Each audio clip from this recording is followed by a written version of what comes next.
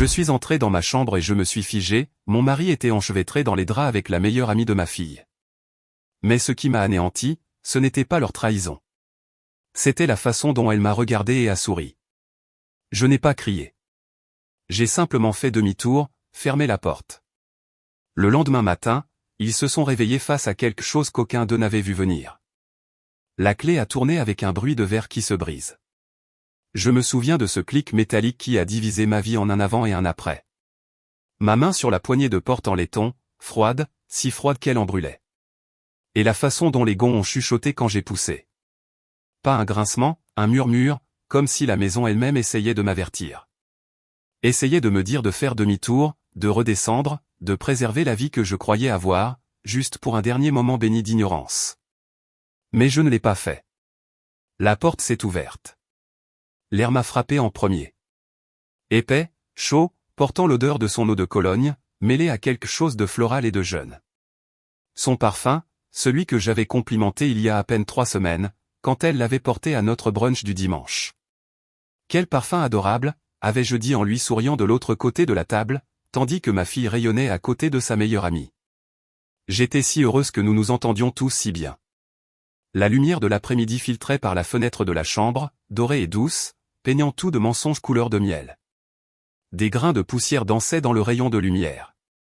Je les ai regardés flotter en suspension et j'ai pensé, absurdement, n'est-ce pas magnifique?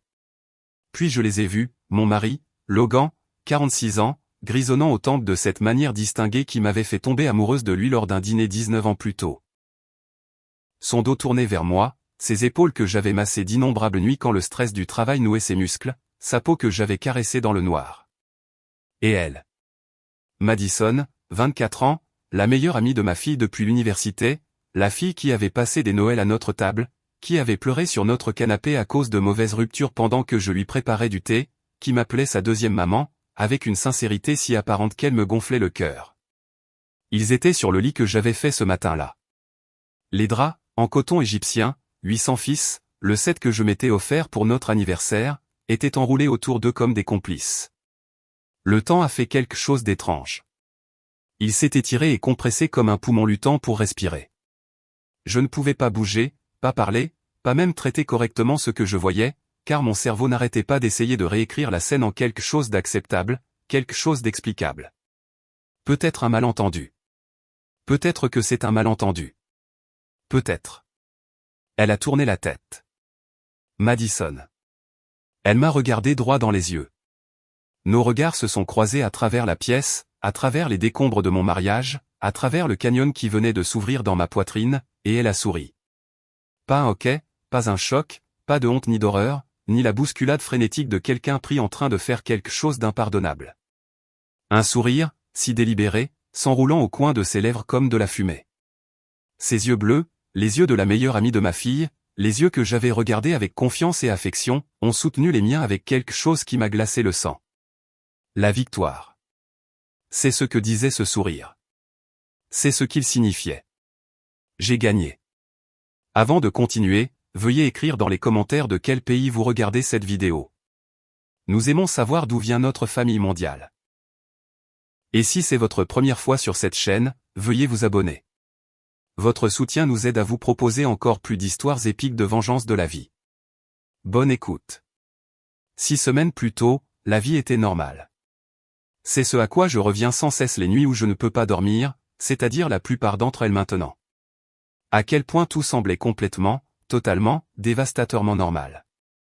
Comment les détails banals de l'existence continuaient leur marche régulière alors que le sol sous mes pieds s'effritait déjà. Logan et moi étions mariés depuis 18 ans, ensemble depuis 19. Nous nous sommes rencontrés quand j'avais 23 ans et que je croyais encore au genre d'amour dont parlent les chansons. Il avait 28 ans, confiant, brillant dans l'immobilier commercial, avec un rire qui remplissait les pièces et une façon de me regarder qui me faisait sentir comme la seule femme au monde. Pendant des années, j'ai été la seule femme dans son monde. Du moins, c'est ce que je croyais. Nous avons construit une vie, une belle vie. Nous avons eu Marlène quand j'avais 25 ans, une fille avec mes cheveux noirs et ses yeux verts, intelligente et gentille et tout ce que nous aurions pu espérer. Nous avons acheté une maison dans un quartier avec de bonnes écoles et des rues bordées d'arbres. Je travaillais comme graphiste indépendante à domicile, ce qui signifiait que je pouvais être là pour Marlène tout en maintenant ma carrière, mon identité au-delà de la maternité. Nous étions heureux, n'est-ce pas? C'est la question qui me hante maintenant. Fouillant dans les décombres de mes souvenirs comme on cherche des survivants dans les décombres. Étions-nous vraiment heureux? Ou avais-je simplement été doué pour me convaincre que nous l'étions? La distance s'est installée si progressivement que je ne l'ai pas remarquée. Ou peut-être que je l'ai remarquée et que j'ai choisi de ne pas la voir. Ça a commencé petitement. Logan rentrant plus tard du travail. Raisonnable. Il concluait de grosses affaires. Le marché était compétitif. Son téléphone inclinait loin de moi quand il vérifiait ses messages. Compréhensible. Confidentialité des clients. Des trucs de travail ennuyeux qui ne m'intéresseraient pas de toute façon. La façon dont il se douchait immédiatement en rentrant, avant même de me saluer correctement. Naturel. Il aimait se laver de sa journée. Il l'avait toujours fait. De petites choses, de toutes petites choses, des choses que toute épouse raisonnable et confiante expliquerait. Et je l'ai fait. Mon Dieu, je l'ai fait. Tout va bien, demandai-je au dîner. Bien, juste le stress du travail. Il souriait, tendant la main sur la table pour serrer la mienne.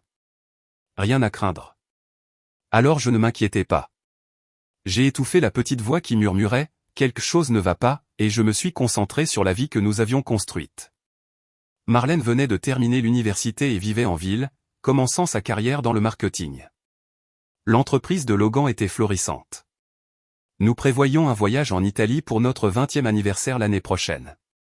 Nous avions des amis de couple, des projets pour le week-end, des blagues privées qui s'étalaient sur des décennies. Nous allions bien. Jusqu'à ce que Madison commence à venir plus souvent. Marlène et Madison étaient inséparables depuis leur 2e année d'université. Madison venait d'un milieu difficile.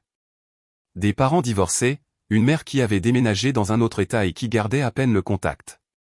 Elle s'est attachée à notre famille avec l'intensité de quelqu'un qui a faim de stabilité. Et je l'ai accueillie. J'avais de la peine pour cette fille qui avait eu une main si difficile. Je voulais lui offrir la chaleur maternelle qui lui avait été refusée. Ta mère est incroyable, disait-elle à Marlène, juste devant moi, sa voix douce comme le miel. Tu as tellement de chance. Je souriais, réchauffé par le compliment, sans jamais voir ce que c'était réellement. Une reconnaissance du territoire. Elle a commencé à passer même quand Marlène n'était pas à la maison. J'étais dans le quartier, disait-elle, tout sourire et innocence. J'ai pensé que je dirais bonjour. Logan était à la maison ces après-midi-là, travaillant depuis son bureau à domicile. Et je préparais du café pour nous trois, nous discutions de sa recherche d'emploi, je lui donnais des conseils sur la façon de naviguer dans le monde adulte, jouant le mentor, jouant la mère, jouant le rôle de l'idiote. Madison est une fille adorable, a dit Logan un soir après son départ. Elle l'est, ai-je convenu en chargeant le lave-vaisselle. Elle a eu la vie dure. Je suis contente que nous puissions être là pour elle. Il est venu derrière moi, a enroulé ses bras autour de ma taille. Un geste rare ces derniers temps. Je me suis penché en arrière contre lui, reconnaissante de cette affection. Tu as un si bon cœur, murmura-t-il dans mes cheveux. Je me souviens d'avoir souri. Je me souviens de m'être senti aimé. Maintenant, je m'en souviens différemment. Maintenant, je sais ce qu'il pensait vraiment en me tenant. Maintenant, je comprends que chaque moment tendre était devenu une performance. Que j'aimais un fantôme alors qu'il était déjà ailleurs avec quelqu'un d'autre. Les signes se sont multipliés. Une nouvelle eau de Cologne, plus épicée que d'habitude. J'ai pensé essayer quelque chose de différent, a-t-il dit quand j'ai commenté. L'abonnement à la salle de sport. Il a soudainement commencé à l'utiliser religieusement. Je me remets en forme, a-t-il expliqué en se tapotant le ventre. On ne rajeunit pas, la façon dont il inclinait son téléphone pendant le dîner, les doigts volants sur le clavier avec le genre d'attention concentrée qu'il réservait autrefois à nos conversations. À qui écris-tu ? Ai-je demandé une fois, en essayant de garder ma voix légère, désinvolte, ne voulant pas être cette femme. Juste à Mike à propos de l'affaire Thompson. Mike était son partenaire commercial. L'affaire Thompson était réelle. L'explication était plausible. Je voulais le croire, alors je l'ai fait. 3 semaines avant que j'ouvre cette porte de chambre, Marlène a invité Madison à un brunch dominical. Nous sommes allés dans un nouvel endroit en ville, tout en briques apparentées en produits artisanaux. Marlène était excitée par une possibilité de promotion. Madison venait de commencer un nouveau travail en tant que coordinatrice des médias sociaux. Logan était de bonne humeur, blaguant et engagé d'une manière qu'il n'avait pas été depuis des mois. Je me souviens avoir pensé, c'est agréable. Nous redevenons normaux. Madison portait un parfum floral ce jour-là. Léger, féminin, printanier. Quand elle m'a serré dans ses bras pour me dire bonjour, j'ai pleinement senti l'odeur. Quel parfum adorable, ai-je dit. Qu'est-ce que c'est? J.O. Malone, a-t-elle dit. Pivoine et suède rosée. C'est magnifique. Elle m'a souri. Puis elle a regardé Logan. Juste un éclair d'un regard, là est parti si vite que je l'ai presque manqué. Mais je ne l'ai pas manqué. Et même alors, même avec cette petite sonnette d'alarme qui sonnait quelque part au fond de ma conscience, je l'ai expliqué. Elle était jeune. Il était un bel homme plus âgé. Il était naturel pour elle de chercher l'approbation masculine, surtout avec son père absent. Cela ne signifiait rien. Je me suis répété cela comme un mantra, comme une prière, comme si en le disant assez souvent, cela deviendrait vrai. 2 semaines avant la porte, Logan est rentré avec des fleurs. Des lys, mes préférés. Pas d'occasion spéciale. Juste comme ça. Pourquoi ça, ai-je demandé, sincèrement heureuse. Ai-je besoin d'une raison pour acheter des fleurs à ma femme? Il m'a embrassé. Vraiment embrassé, comme il le faisait autrefois. Et cette nuit-là, nous avons fait l'amour. Et pendant ces brefs moments, j'ai pensé que nous avions tourné une page. Que la distance qui s'était creusée entre nous se refermait. Que nous nous retrouvions. Je me suis endormi avec son bras autour de moi, me sentant en sécurité pour la première fois depuis des mois. Je ne savais pas que les lys sont aussi des fleurs funéraires. Je ne savais pas que je dormais à côté d'un étranger portant le visage de mon mari. 1 semaine avant, j'ai remarqué une notification de texto sur son téléphone alors qu'il était sous la douche. Le téléphone était face vers le haut sur le comptoir de la cuisine. Je ne fouinais pas. Il était juste là. L'aperçu sur l'écran de verrouillage disait « J'ai hâte d'être à demain ». Même heure. Pas de nom, juste un numéro de téléphone. Ma main a plané au-dessus du téléphone. Chaque instinct me hurlait de le déverrouiller, de regarder, de savoir. Mais je ne pouvais pas, car regarder signifierait que je ne lui faisais pas confiance. Regarder signifierait que je pensais que mon mari était capable de. Je n'ai pas regardé. Je suis parti. Qui t'envoie un texto pour demain, ai-je demandé quand il est sorti de la douche. Serviette autour de la taille, cheveux dégoulinants. Demain. Il a semblé confus, puis. Oh, probablement Mike. Nous rencontrons un investisseur potentiel. Le message semblait décontracté pour des affaires. Il a ri. Mike est un gars décontracté. Tu le sais. Je le savais. Mike était décontracté. L'explication avait du sens. J'ai laissé tomber. Cette nuit-là, Logan a dit qu'il devait travailler tard le lendemain. Cet investisseur n'est disponible qu'après les heures de bureau, a-t-il expliqué. Je ne serai peut-être pas à la maison avant 9 ou 10 heures. Et, ai-je dit, ça ne me dérange pas. Bien sûr que non. Le travail, c'est le travail. Il a embrassé mon front. Tu es la meilleure. Le jour J. Le jour qui deviendrait, ce jour-là. Le jour dont je serais à jamais séparé. Je me suis réveillé avec un mal de tête. Un de ces maux de tête de tension qui commencent à la base du crâne et s'enroulent autour de votre tête comme un étau. J'en avais de plus en plus souvent. Le stress. Je me suis dit que c'était juste le stress. Marlène a appelé ce matin-là. Maman, je peux passer plus tard? Je veux te montrer des options de meubles pour mon appartement. Je serai à la maison toute la journée. Viens quand tu veux. Je t'aime. Je t'aime aussi, ma chérie. Logan est parti travailler à 8 heures. M'a embrassé pour me dire au revoir. À ce soir. Bonne chance avec l'investisseur. Merci, chérie. Puis je me suis dépêché et je suis parti travailler, car j'étais déjà en retard. J'ai travaillé toute la matinée. Une refonte de logo pour un hôtel-boutique. Le travail était bon, engageant, mais je n'arrivais pas à me concentrer. Mon mal de tête persistait. Vers 14 heures, Marlène a rappelé. Maman. Je suis vraiment désolé. Quelque chose est arrivé au travail. On peut faire le truc des meubles demain à la place. Bien sûr, ma chérie. Demain, ça marche. Tu es la meilleure. Je t'aime. Je t'aime aussi. 15 heures. Mon mal de tête était pire. J'ai décidé de rentrer chez moi et de me reposer. J'ai fait mes valises et je suis parti. Je suis rentré à la maison et je suis monté pour m'allonger un peu. Peut-être que le sommeil le ferait passer. J'ai pris 2 aspirines, me suis changé en vêtements confortables. Je me dirigeais vers la chambre d'amis. Je ne voulais pas défaire notre lit si bien fait quand je l'ai entendu. Un bruit provenant de notre chambre. Un son doux. Presque rien. Le genre de son que l'on ignorerait normalement. Mais je ne l'ai pas ignoré. Je suis resté dans le couloir, la tête penchée, à l'écoute. Mon cœur a commencé à battre plus vite sans savoir pourquoi. Un autre son. Certainement de notre chambre. Peut-être que Logan est rentré tôt. Peut-être qu'il est malade. Peut-être. Je me suis dirigé vers la porte, j'ai posé ma main sur la poignée.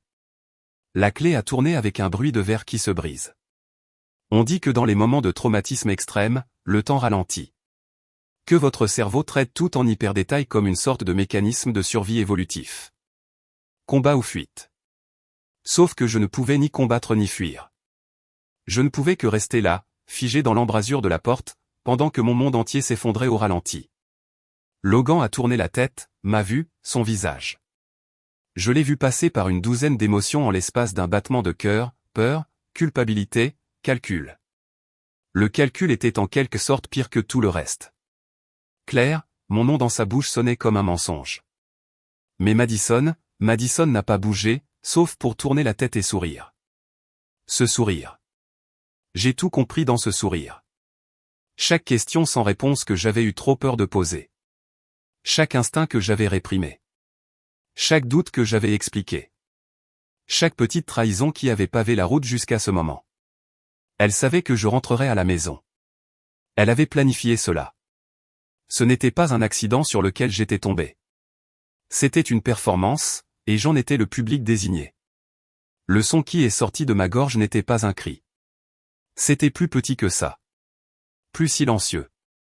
Un son comme quelque chose qui se brise sous l'eau, comme la noyade. J'ai reculé d'un pas. Claire, attends. Logan se relevait en se débattant, cherchant des vêtements, des excuses, n'importe quelle version possible de ceci qui n'était pas exactement ce que c'était. J'ai fermé la porte. Je suis resté dans le couloir, les mains toujours sur la poignée, mon corps tremblant si fort que je ne pouvais pas dire où je finissais et où le tremblement commençait. Des bruits de pas derrière la porte. Un mouvement frénétique, des voix basses, la sienne paniquée, la sienne calme. Je suis parti, j'ai descendu les escaliers. Chaque marche semblait se faire à travers l'eau, à travers le béton, à travers une substance plus lourde que la réalité. Ma main sur la rampe. Je me suis concentré sur ça. Le bois lisse sous ma paume. Quelque chose de solide. Quelque chose de réel. La porte d'entrée. Je l'ai atteinte, j'ai posé ma main dessus, puis je me suis arrêté. Où irais-je? C'était ma maison, mon foyer. Pendant 18 ans. Cela avait été mon sanctuaire, mon refuge, la structure qui maintenait ma vie ensemble. Et il l'avait amené ici, dans notre lit. Le lit où nous avions fait l'amour, où nous nous étions tenus dans nos bras pendant les cauchemars, où je l'avais soigné pendant la grippe, où il m'avait tenu la nuit où mon père est mort, me laissant sangloter contre sa poitrine jusqu'à ce qu'il n'y ait plus de larmes. Ce lit-là. Je me suis retourné, je suis allé à la cuisine, j'ai rempli un verre d'eau, avec des mains qui tremblaient si fort que l'eau s'est renversée sur le comptoir. J'ai essayé de boire, je ne pouvais pas avaler, j'ai posé le verre. La cuisine était exactement la même que ce matin. Le soleil par la fenêtre. La cafetière que j'avais utilisée des heures auparavant. La liste de courses sur le réfrigérateur, de mon écriture. Lait, pain, blanc de poulet, lessive. Normal. Tout avait l'air si criminellement normal. J'ai entendu la porte de la chambre s'ouvrir à l'étage. Des bruits de pas qui descendaient. Je suis resté très immobile. Logan est apparu. Habillé. Maintenant. Cheveux en désordre. Son visage. Je ne pouvais pas regarder son visage. Je ne pouvais pas supporter de voir les traits que j'avais aimés pendant 19 ans tordus en l'expression de cet étranger. Claire. Sa voix tremblait. S'il te plaît, laisse-moi t'expliquer. Expliquer. Le mot est sorti plat. Que ce n'est pas. Ce n'est pas. Il a passé ses mains dans ses cheveux. Ce geste que j'avais toujours trouvé attachant. Mon Dieu. Claire. Je suis tellement désolé. Je suis tellement désolé. Madison est descendu les escaliers derrière lui, entièrement habillée, calme. Ses cheveux étaient légèrement en désordre, mais sinon, elle avait l'air parfaitement calme. Comme si elle venait d'une simple visite. Comme si elle n'avait pas juste fait exploser une bombe au centre de ma vie. Elle m'a regardé. Claire, je pense que je devrais y aller. Tu penses? Les mots sont sortis plus vifs que je ne le voulais, plus vifs que je n'avais jamais parlé à personne. Tu penses que tu devrais y aller. Elle a eu la grâce de baisser les yeux, mais seulement pour un instant. Quand elle a relevé les yeux, il y avait autre chose dans son expression. Pas de la honte, quelque chose de plus dur, de plus délibéré. Je suis désolé que tu aies dû l'apprendre de cette façon. De cette façon. Pas désolé pour ce qu'elle avait fait. Désolé de la façon dont je l'avais découvert. Comme s'il y avait une meilleure façon de trouver son mari au lit avec la meilleure amie de sa fille. Comme s'il y avait une méthode polie et indolore pour que sa vie soit déchirée. Sors de ma maison. Ma voix semblait étrange, distante, comme si elle appartenait à quelqu'un d'autre. Elle s'est dirigée vers la porte, pleinement, délibérément, ne se faufilant pas avec honte, mais marchant à pas mesurés. Sur le seuil, elle a fait une pause. S'est retournée. Marlène n'a pas besoin de savoir, a-t-elle dit doucement. Nous pouvons garder ça entre nous. L'inquiétude dans sa voix semblait sincère. Elle l'était peut-être même, mais elle était aussi stratégique, calculée. Un coup aux échecs déguisé en compassion. Comme c'est gentil de ta part, ai-je dit, de penser aux sentiments de ma fille. Elle a tressailli. Enfin, une fissure dans son calme. Puis elle est partie. Logan et moi étions dans la cuisine. Mari et femme, deux personnes qui s'étaient promises l'éternité l'une à l'autre devant tous ceux que nous aimions, qui avaient construit une vie, élevé un enfant, surmonté des tempêtes et célébré des triomphes, et qui s'étaient tellement entremêlés. Je pensais que nous étions inséparables. Mais nous n'étions plus des personnes. Nous étions une scène de crime. La preuve de quelque chose de terrible. Tu es si dégoûtant, n'est-ce pas? As-tu déjà pensé aux sentiments de ta fille? Depuis quand ça dure, Logan, ai-je demandé. Il a fermé les yeux. Claire. Depuis quand? 3 mois. 3 mois. 90 jours. 12 semaines de mensonges, de lui m'embrassant pour me dire au revoir le matin et bonjour le soir.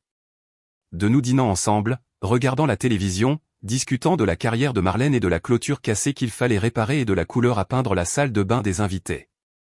3 mois de lui me touchant en pensant à une jeune fille assez âgée pour être sa fille. De faire l'amour avec moi en se souvenant d'elle, de dormir à côté de moi en rêvant de quelqu'un d'autre. Ou, ma voix était mécanique maintenant, comme si je menais une interview, collectant des données. En plus d'ici. Ou d'autres? Est-ce que ça a de l'importance? Oui. Il s'est affalé sur une chaise de cuisine, a mis sa tête dans ses mains. Des hôtels, son appartement, le bureau quelquefois. Le bureau. Son bureau où je lui avais apporté le déjeuner, où je l'avais surpris pour son anniversaire avec son sandwich préféré et un cupcake avec une bougie. Elle était probablement là ce jour-là. Probablement en train de se cacher. Ou peut-être pas en train de se cacher. Peut-être effrontément présente pendant que je jouais l'épouse dévouée. Avez-vous ri, ai-je demandé. Il a levé les yeux. Quoi? Avez-vous ri de moi? Vous deux. Pensiez-vous que j'étais stupide? Naïve? Une idiote? Non. Mon Dieu, non. Claire, je n'ai jamais. Il s'est levé, s'est approché de moi. J'ai reculé si vite que j'ai heurté le comptoir. Ne me touche pas, il s'est figé. J'ai vu des larmes dans ses yeux. De vraies larmes. Il pleurait. Pourquoi? Son erreur? Sa culpabilité? Ou juste parce qu'il s'était fait prendre? Je t'aime, a-t-il dit. Je sais que tu ne me crois pas en ce moment, mais c'est vrai. Je t'aime. Cette histoire avec Madison, c'était une erreur. Une terrible, affreuse erreur, mais ça ne change rien à ce que je ressens pour toi. Erreur. 3 mois était une erreur. Une erreur, c'est d'oublier d'acheter du lait. D'appeler quelqu'un par le mauvais nom. Ce n'était pas une erreur. C'était un choix. Sans choix. 1000 petites décisions qui ont tout abouti à la trahison. Pourquoi? Le mot s'est brisé au milieu. Pourquoi elle? Je ne sais pas, ce n'est pas suffisant. Claire, je ne sais pas. Elle était jeune et elle me prêtait attention et j'ai été flatté et stupide. Et il a pressé ses mains sur son visage. Il n'y a pas de bonne réponse. Il n'y a aucune raison qui rende ça acceptable. Avez-vous utilisé une protection? La question venait de quelque part de clinique. Une partie de moi qui comprenait que j'avais besoin de savoir mais qui ne pouvait pas entièrement traiter pourquoi. Il a hoché la tête. Oui, toujours. Comme c'est prévenant. Le rire qui m'a échappé semblait dément. Tu mets ma santé en danger, mais au moins tu as utilisé une protection. Quel gentleman. Je suis désolé. Je suis tellement, tellement désolé. Désolé. Le mot que les gens disent quand ils vous bousculent sur le trottoir. Quand ils sont en retard pour le dîner. Quand ils cassent accidentellement un verre. Pas quand ils brisent des vœux. Des cœurs. Des familles. L'as-tu aimé? J'avais besoin de savoir. J'avais besoin de comprendre si je l'avais perdu pour quelque chose de réel ou juste pour le frisson de quelque chose d'interdit. Non. Ne me mens plus, Logan.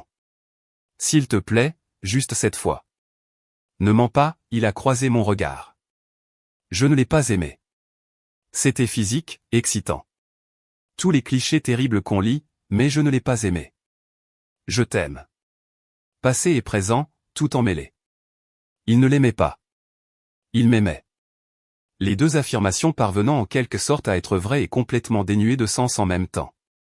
Pas, c'est tout, ai-je dit. Claire. Sors de ma maison. Sors tout de suite ou je jure devant Dieu que j'appellerai la police et je leur dirai que tu es un intrus. C'est ma maison aussi. Alors je partirai. Je ferai une valise et je partirai et tu pourras rester ici, dans notre lit, où tu l'as amené, et réfléchir à ce que tu as fait. S'il te plaît, parlons-en.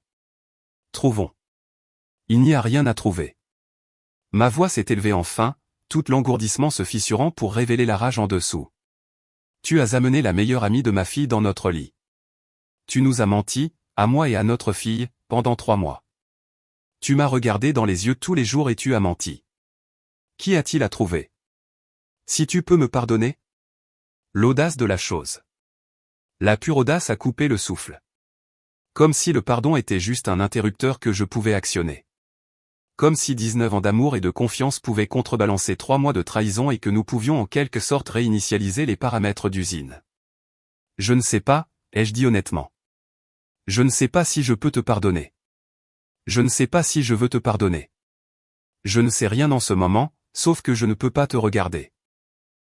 Où veux-tu que j'aille? Je m'en fiche. Chez un ami, à ton bureau. Dors dans la rue pour ce que ça me fait. Il a hoché la tête lentement, vaincu. Il s'est dirigé vers les escaliers. Je l'ai entendu faire ses valises dans la chambre. La chambre. Notre chambre que je ne pourrais plus jamais entrer sans les voir. Je suis resté dans la cuisine et j'ai senti ma vie se réorganiser. Tout ce que je pensais solide s'est révélé être construit sur du sable. 19 ans s'écoulant comme de l'eau entre mes doigts. Il est redescendu avec une valise, s'est tenu près de la porte. Je t'appellerai, a-t-il dit. Je n'ai pas répondu. Je t'aime, Claire. S'il te plaît, crois-le. Puis il est parti. La maison est tombée dans le silence. Un silence complet, dévastateur. Le genre de silence si lourd qu'il a un poids. Il m'a écrasé jusqu'à ce que je ne puisse plus respirer. Je me suis assise sur le sol de la cuisine, non pas parce que je le voulais, mais parce que mes jambes ont tout simplement cessé de fonctionner. Je suis restée assise là, sur le carrelage froid, dans la maison que j'avais transformée en foyer, et j'ai essayé de pleurer. Rien n'est venu. Les larmes ne voulaient pas venir. Peut-être que j'étais trop en état de choc. Peut-être que mon corps avait épuisé sa capacité à ressentir. Peut-être que j'étais allé au-delà des larmes, dans un endroit où il n'y avait que l'engourdissement et la relecture au ralenti du sourire de Madison. Ce sourire. J'ai fermé les yeux et je l'ai revu. La courbe de ses lèvres, le regard dans ses yeux, pas de culpabilité, pas de honte, du triomphe. Elle voulait que je voie. Elle avait tout orchestré. Le timing, quand Marlène a annulé, la porte de la chambre non verrouillée, peut-être même les petits bruits qui m'avaient attiré à l'étage. Elle voulait que j'entre. Mais la question tournait dans mon esprit comme un vautour. Pourquoi voudrait-elle ça? Qu'est-ce qu'elle gagnait à ce que je sache? Et puis lentement, horriblement, j'ai commencé à comprendre. Elle voulait prendre ce qui était à moi. Pas seulement Logan, pas seulement l'aventure. Elle voulait prendre ma place, ma vie, entrer dans le rôle que j'occupais et prouver qu'elle pouvait le faire mieux, plus jeune, plus désirable, plus vital. Elle voulait que je la voie gagner. Je ne sais pas combien de temps je suis resté assise là. Des minutes, des heures. La lumière par la fenêtre a changé, passant de l'après-midi au soir. Mon téléphone a vibré plusieurs fois. Je ne l'ai pas vérifié. Finalement, je me suis levé. Mon corps me faisait mal comme si j'avais été battu. J'ai traversé la maison comme une étrangère, voyant tout différemment maintenant. Les photos sur le mur, notre mariage, les vacances d'enfance de Marlène, les fêtes, les moments ordinaires qui avaient semblé précieux. Tout cela ressemblait à des mensonges. Dans le salon, il y avait une photo de nous quatre, du dernier Thanksgiving. Moi, Logan, Marlène et Madison. Madison avait passé la fête avec nous parce que sa mère avait déménagé en Arizona et son père la passait avec sa nouvelle famille. Nous l'avions accueilli, fait une place à notre table. Je lui avais donné la recette de sauce au canneberge de ma grand-mère. Sur la photo, la main de Logan était sur ma taille. Madison se tenait à côté de lui. Prêt. Pas de manière inappropriée. Prêt. J'ai regardé de plus près son visage, le léger angle de son corps, où ses yeux étaient fixés. Pas sur l'appareil photo. Sur elle. Comment n'avais-je pas vu? Comment avais-je pu être si aveugle? Ou peut-être que je n'avais pas été aveugle. Peut-être que j'avais vu et choisi de ne pas voir. Parce que voir aurait signifié reconnaître quelque chose de trop terrible pour être réel. Mon téléphone a de nouveau vibré. J'ai enfin regardé. 11 appels manqués de Logan. 6 textos. S'il te plaît, parle-moi. Je suis au Marriott en ville. Claire, s'il te plaît. Je te donnerai de l'espace, mais nous devons parler à un moment donné. Je suis désolé. Je sais que ce n'est pas suffisant, mais je le suis. Je t'aime. Je les ai supprimés sans répondre. 2 textos de Marlène. Et, maman. Toujours d'accord pour demain? Je t'aime. Marlène. Ma fille qui aimait Madison comme une sœur, qui n'avait aucune idée que sa meilleure amie couchait avec son père, qui leur faisait entièrement confiance à tous les deux. Comment allais-je le lui dire? Mes mains se sont remises à trembler. Je ne pouvais pas le lui dire. Comment pourrais-je le lui dire? Comment pourrais-je lui mettre ce fardeau sur les épaules? Comment pourrais-je la faire choisir entre son ami et son père? Comment pourrais-je briser sa vision du monde comme la mienne venait d'être brisée? Je ne pouvais pas. Mais je devrais le faire un jour. Parce que Madison travaillait avec Marlène. Elle se voyait constamment. Elle prévoyait un voyage entre filles le mois prochain. Madison était tissée dans la vie de Marlène aussi profondément qu'elle l'avait été dans la mienne. J'ai répondu, oui, demain ça marche. Je t'aime aussi, ma chérie. Les mensonges commençaient déjà, la performance de la normalité, la protégeant jusqu'à ce que je trouve comment expliquer l'inexplicable. Un autre texto est arrivé. Numéro inconnu. Claire, c'est Madison. Je sais que tu ne veux pas avoir de mes nouvelles, mais je voulais te dire que je suis vraiment désolé. Je n'ai jamais voulu te faire de mal. S'il te plaît, ne le dis pas à Marlène. Ça la détruirait. J'ai regardé le message. Le culot. Elle s'inquiétait que Marlène soit détruite. Elle, qui avait passé 3 mois à coucher avec le père de Marlène. Elle, qui m'avait souri comme une victorieuse alors que mon monde s'effondrait. J'ai répondu, tu voulais me faire du mal. C'est pour ça que tu t'es assuré que j'entre. 3 points sont apparus, ont disparu, sont réapparus. Je sais que tu dois me détester en ce moment. Tu as tout à fait le droit. Mais Marlène ne mérite pas de perdre à la fois sa meilleure amie et le mariage de ses parents à cause de ça. Sa meilleure amie et le mariage de ses parents. Comme si ces deux choses étaient équivalentes. Comme si l'amitié de Madison était aussi précieuse que 18 ans de mariage. Tu aurais dû y penser avant de coucher avec son père. Je l'ai fait. Mais c'est arrivé quand même. Les gens font des erreurs. Ce mot encore. Erreur. Comme si c'était accidentel. Oups. J'ai trébuché et je suis tombé dans le lit de ton mari. C'est de ma faute. J'ai jeté mon téléphone à travers la pièce. Il a heurté le mur avec un craquement satisfaisant, mais ne s'est pas cassé. Bien sûr qu'il ne s'est pas cassé. Rien n'était aussi simple. Le lendemain matin, je me suis réveillé sur le canapé, toujours dans les vêtements de la veille. Ma bouche avait un goût de cuivre et ma tête battait d'un mal de tête qui n'avait rien à voir avec la tension et tout à voir avec le traumatisme. Pendant exactement 3 secondes, je ne me suis souvenu de rien. J'étais juste une femme qui se réveillait sur son canapé, un peu confuse de savoir pourquoi elle était là. Puis tout est revenu en force. La porte de la chambre, la lumière couleur de miel, le sourire de Madison.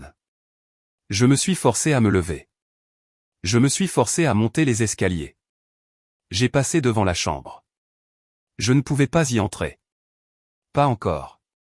Peut-être jamais. Et je suis allé dans la salle de bain des invités. J'ai pris une douche avec de l'eau aussi chaude que je pouvais le supporter. J'essayais de brûler le sentiment de violation. Ça n'a pas marché. Je me suis habillé avec des vêtements propres. Je me suis regardé dans le miroir. La femme qui me regardait était une étrangère. Son visage était pâle, tiré.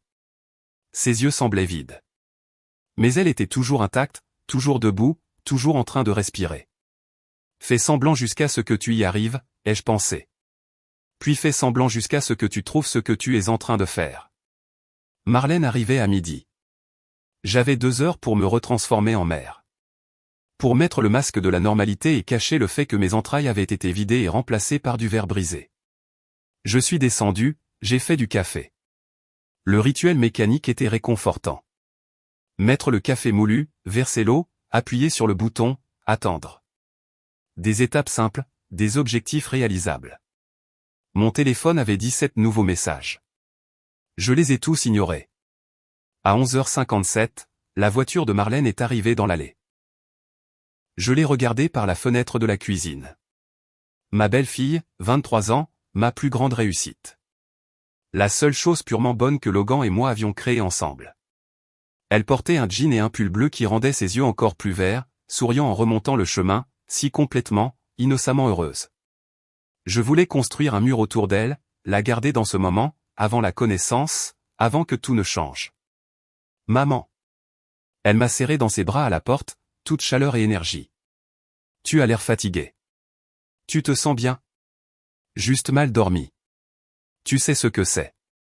Nous nous sommes assises à la table de la cuisine avec son ordinateur portable, regardant des meubles pour son appartement. Des canapés, des tables basses et des étagères. Toutes les choses dont les jeunes ont besoin quand ils construisent leur premier véritable espace d'adulte. Elle était excitée, bavardant sur sa vision de l'endroit. Je souriais, hochais la tête et donnais mon avis, et pendant tout ce temps, je hurlais à l'intérieur. Ton père me trompe avec Madison. Madison voulait que je les surprenne. Tout ce que tu penses être réel est un mensonge. Mais je n'ai rien dit de tout cela. J'ai joué mon rôle. La mère solidaire. La vie qui n'existait plus. Où est papa? Demanda Marlène avec désinvolture, en faisant défiler les options de table à manger.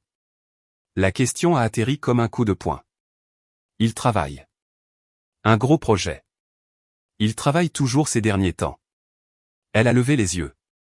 Tout va bien entre vous? Trop perspicace. Elle avait toujours été trop perspicace. Bien sûr, ma chérie. Pourquoi? Je ne sais pas. Vous avez tous les deux l'air stressés ces derniers temps. Distrait. C'est juste la vie, ai-je dit, souriant d'une manière qui donnait l'impression que mon visage se fissurait. Rien à craindre. Elle m'a étudié un moment de plus que ce qui était confortable, puis a hoché la tête. Mais tu me le dirais si quelque chose n'allait pas, n'est-ce pas? Bien sûr que oui. Un autre mensonge. Il venait si facilement maintenant, s'empilant comme des briques dans un mur entre nous. Nous avons passé une autre heure sur les meubles. J'ai commandé le déjeuner. De la nourriture thaïlandaise, sa préférée. Nous avons mangé, parlé et ri, et j'avais l'impression d'être une actrice dans une pièce où tout le monde pensait que le scénario était réel. Alors qu'elle partait, elle m'a de nouveau serré dans ses bras. Je t'aime, maman. Tu es la meilleure. Je t'aime aussi, ma chérie. Je l'ai regardée s'éloigner en voiture. Puis je suis rentré à l'intérieur et enfin, je me suis laissé pleurer. Les larmes sont venues par vagues. Des sanglots violents et secouants qui me pliaient en deux. J'ai pleuré pour le mariage que j'avais perdu, pour la confiance qui était brisée, pour l'innocence de ma fille que je devrais détruire, pour la version de moi-même qui s'était réveillée hier matin en croyant encore en sa vie. J'ai pleuré jusqu'à ce qu'il ne reste plus rien, jusqu'à ce que je sois vide, creuse et épuisé. Puis j'ai arrêté, je me suis assise, j'ai essuyé mon visage, j'ai regardé autour de la cuisine. Quelque chose changeait en moi. Quelque chose de froid et de tranchant émergeait des décombres. C'était comme de la clarté, comme de la rage distillée en quelque chose de pur et de concentré. J'avais passé assez de temps à être dévasté. Maintenant, il était temps de réfléchir. Madison voulait que je voie. Elle avait orchestré ma découverte, ce qui signifiait que ce n'était pas seulement une affaire d'adultère.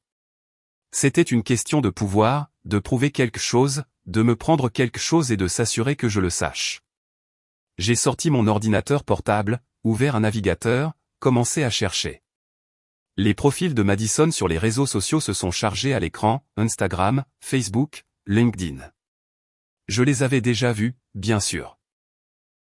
J'avais aimé ses photos, commenté des choses encourageantes sur ses publications. Mais je ne les avais jamais vraiment regardées. Pas avec ce nouvel œil, pas en essayant de voir ce qu'il y avait en dessous. J'ai fait défiler son Instagram. 6 mois, 1 an, 2 ans. Les photos racontaient une histoire que j'avais été trop confiante pour lire. Elle chez nous. Des dizaines de photos chez nous. La photo de Thanksgiving que j'avais vue hier, mais aussi des barbecues du 4 juillet, des matins de Noël, des dîners dominicaux aléatoires. Toujours positionnée près de Logan. Dans les photos de groupe, elle finissait toujours par se retrouver à côté de lui. Des photos de restaurants que je reconnaissais, des endroits où Logan m'avait dit que c'était des dîners d'affaires. En arrière-plan des selfies soigneusement cadrés de Madison, je pouvais parfois voir une autre table, une autre personne. J'en ai agrandi une d'il y a 4 mois. Là, dans l'arrière-plan flou. Le profil de Logan, ses cheveux poivrés celle-ci caractéristique. 4 mois. Il avait dit 3 mois. C'était donc un mensonge aussi. Ou peut-être qu'il avait perdu le fil. Peut-être qu'il y avait eu tellement de mensonges qu'il ne pouvait plus les démêler. J'ai continué à remonter plus loin, à l'époque où Marlène et Madison étaient devenus amis. Une photo de leurs années d'université. Une fête. Madison au premier plan, magnifique dans une robe courte, tenant un gobelet rouge, riant. La légende. Parfois, il faut juste trouver une meilleure famille. Les commentaires étaient encourageants. Des émojis en forme de cœur. Tu mérites le meilleur. Je t'aime, ma belle. Mais je voyais ça différemment maintenant. La meilleure famille. Elle avait cherché une meilleure famille et elle avait trouvé la nôtre.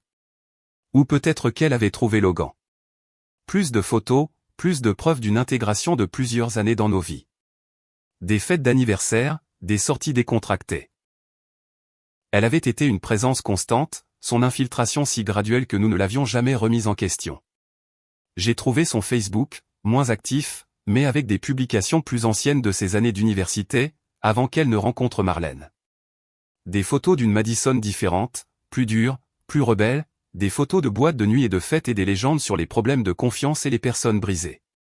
Puis il y a 3 ans, un changement. Des photos plus douces, plus filtrées, un changement de marque conscient. Juste au moment où elle a rencontré Marlène.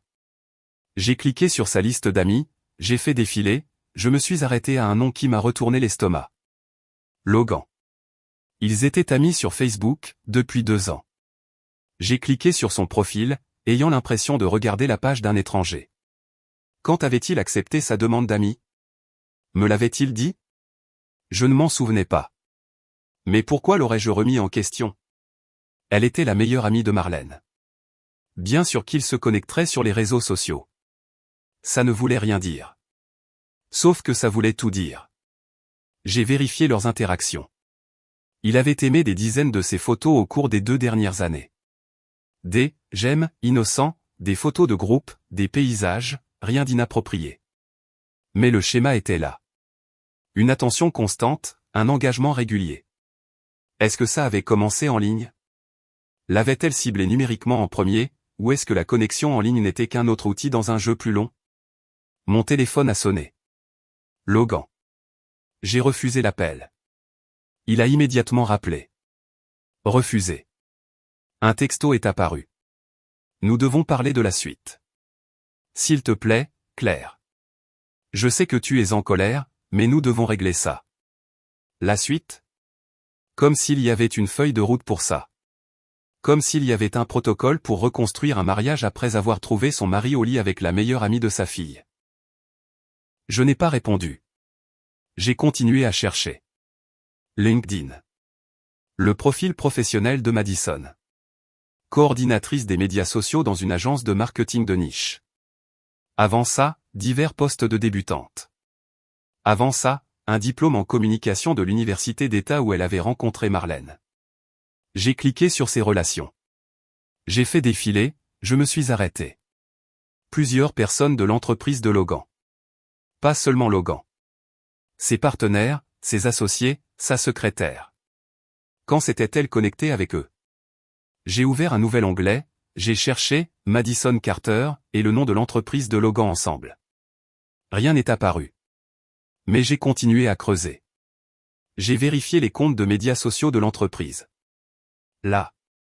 Il y a 6 mois, une photo d'un événement caritatif de l'entreprise. Madison en arrière-plan, parlant à l'un des partenaires de Logan.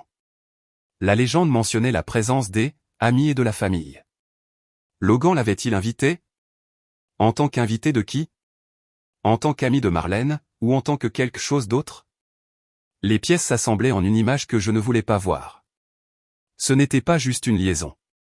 C'était calculé, méthodique. Elle s'était frayé un chemin dans sa vie, dans notre vie, pendant des années, tissant des liens, créant des opportunités, se positionnant. Mais pourquoi? Quel était le but final? J'ai pensé à son passé, la mère absente, le père qui s'était remarié et avait tout recommencé, l'enfance passée à se sentir indésirable et remplacée. Puis elle avait rencontré Marlène, qui avait tout ce que Madison n'avait pas.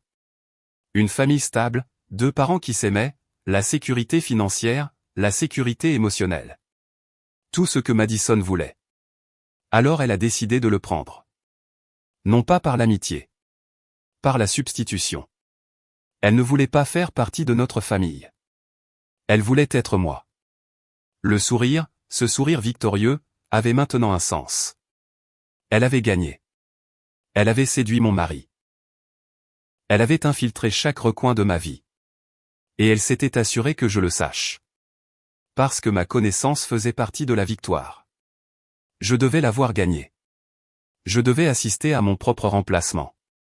Sauf qu'elle avait mal calculé une chose. Je n'étais pas encore parti.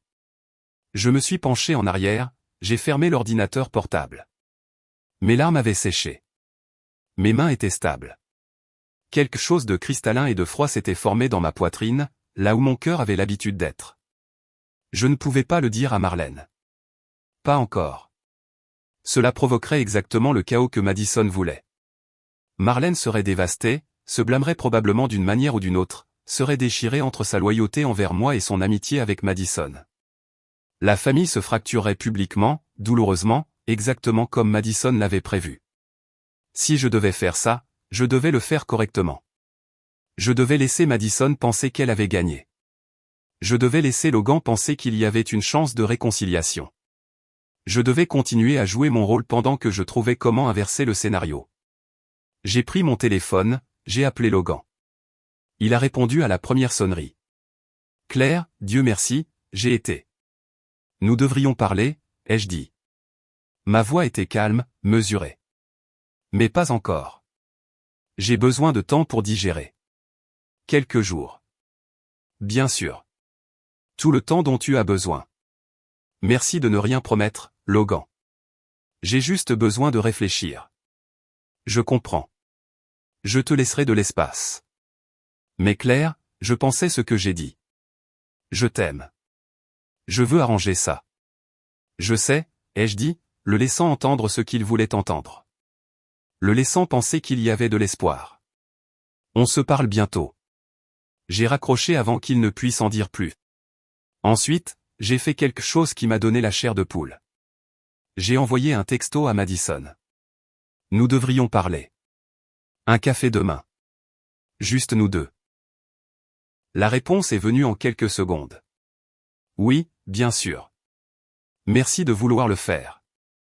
À quelle heure? 10 heures le Greenhouse Café. J'y serai.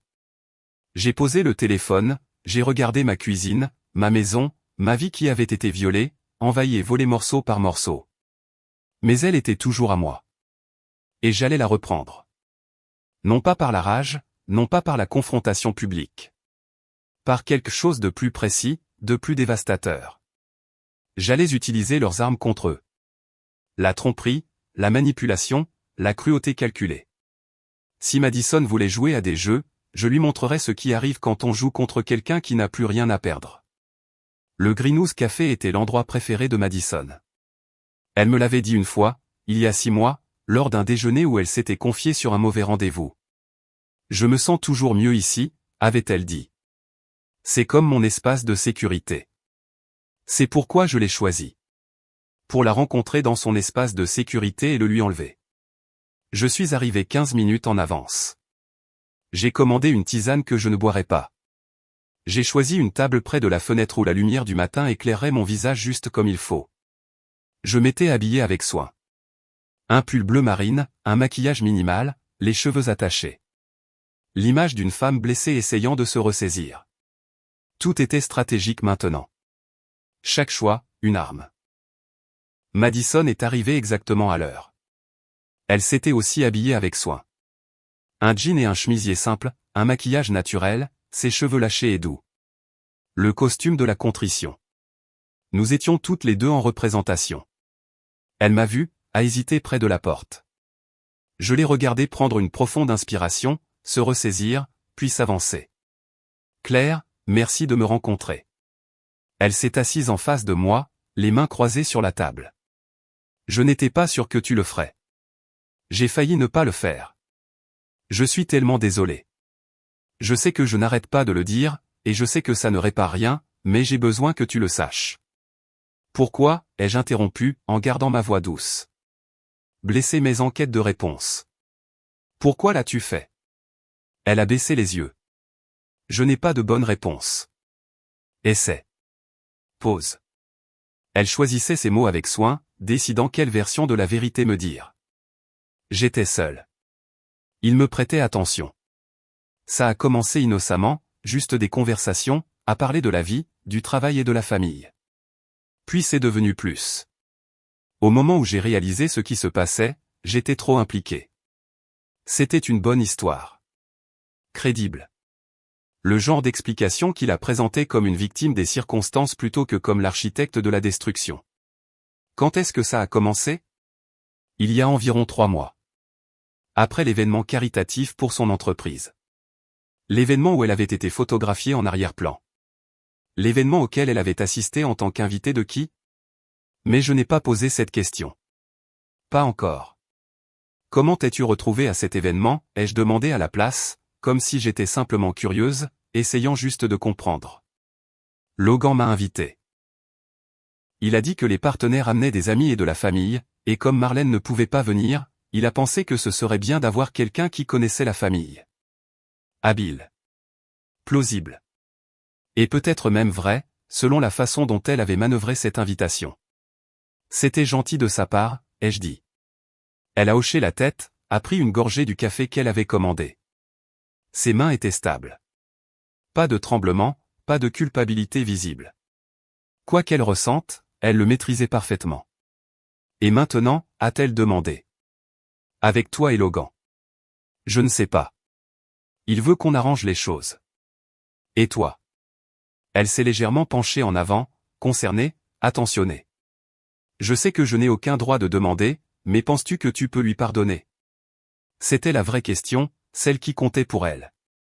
Parce que si je pardonnais à Logan, si notre mariage survivait, alors sa victoire était incomplète. Elle serait reléguée à une note de bas de page. L'aventure que Logan avait surmontée. Mais si je le quittais? Je ne sais pas, ai-je dit honnêtement. Une partie de moi veut le faire. Nous avons construit une vie ensemble. Mais je ne sais pas si je pourrai jamais lui refaire confiance. La confiance est tout, a dit doucement Madison. Sans ça, à quoi bon? Elle encourageait le divorce. Subtilement, mais elle l'encourageait certainement. Plantant des graines de doute, s'assurant que la blessure ne guérisse pas. Et toi, ai-je demandé. As-tu des sentiments pour lui? Elle a semblé surprise par la franchise de la question.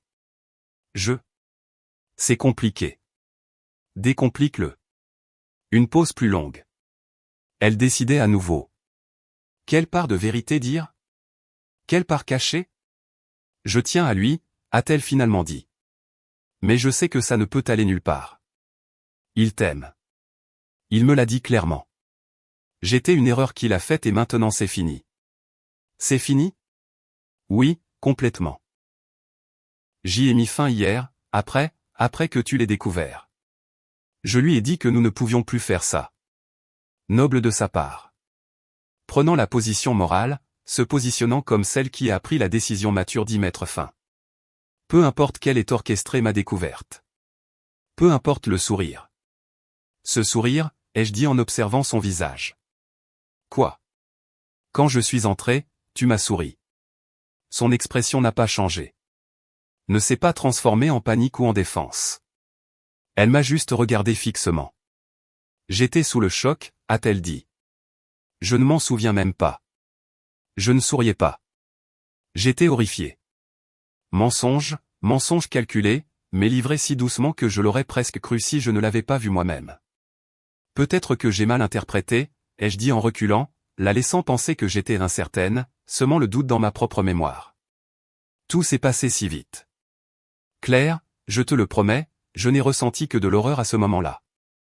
Je me sens toujours aussi mal. J'ai tout gâché. Elle a tendu la main sur la table, a posé sa main sur la mienne. Le contact m'a donné la chair de poule, mais je ne l'ai pas retirée.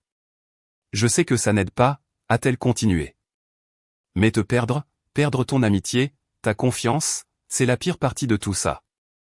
Tu as été comme une mère pour moi, meilleure que ma propre mère, et j'ai détruit ça. Je me déteste pour ça. La performance était parfaite. Ses yeux brillaient de larmes.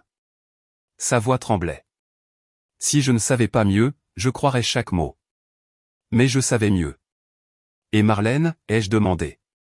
Madison a retiré sa main. A baissé les yeux. C'est ce qui me tue le plus. Elle ne doit jamais savoir. Ça la détruirait. Détruirait notre amitié. Détruirait la façon dont elle voit son père et moi. Donc tu veux que je mente à ma fille? Je veux que tu la protèges. Y a-t-il une différence? Claire, s'il te plaît. Je sais que je n'ai pas le droit de te demander quoi que ce soit, mais Marlène ne mérite pas ça. Elle t'aime. Elle aime son père. Elle vous aime, toi et Logan, ensemble. Si ça se sait, elle perd tout ça. Est-ce vraiment ce que tu veux? C'était de la manipulation déguisée en inquiétude. Me rendant responsable de la douleur de Marlène. Faisant passer la vérité pour de la cruauté et le mensonge pour de l'amour. Je n'ai pas encore décidé quoi lui dire. Ai-je dit. Pense juste à ce qui lui sert le mieux, pas à ce qui te fait te sentir mieux ou à ce qui punit Logan et moi. Ce qui aide réellement Marlène. J'avais envie de lui jeter mon thé au visage. J'avais envie de crier qu'elle aurait dû penser à Marlène avant de coucher avec le père de Marlène, mais je ne l'ai pas fait. Je suis resté calme, je suis resté dans mon personnage. Tu as raison, ai-je dit. Je dois penser à Marlène. Un soulagement a traversé le visage de Madison. Juste un instant. Puis l'inquiétude à nouveau. Comment vas-tu, a-t-elle demandé. vraiment? Je suis dévasté. Je ne peux pas imaginer. S'il y a quoi que ce soit que je puisse faire. Il n'y en a pas, nous sommes restés assis en silence. Le café bourdonnait autour de nous. Des gens normaux ayant des matinées normales, commandant des lattes et des pâtisseries et discutant de leurs projets du week-end. Personne ne regardait notre table et ne voyait les décombres. Je devrais y aller, a finalement dit Madison. Mais Claire, merci de m'avoir rencontré, de m'avoir écouté. Je sais que ça ne change rien, mais j'avais besoin que tu saches à quel point je suis désolé. Elle s'est levée, a mis son sac sur son épaule, m'a regardé avec ses yeux bleus qui n'avaient jamais semblé froids jusqu'à présent.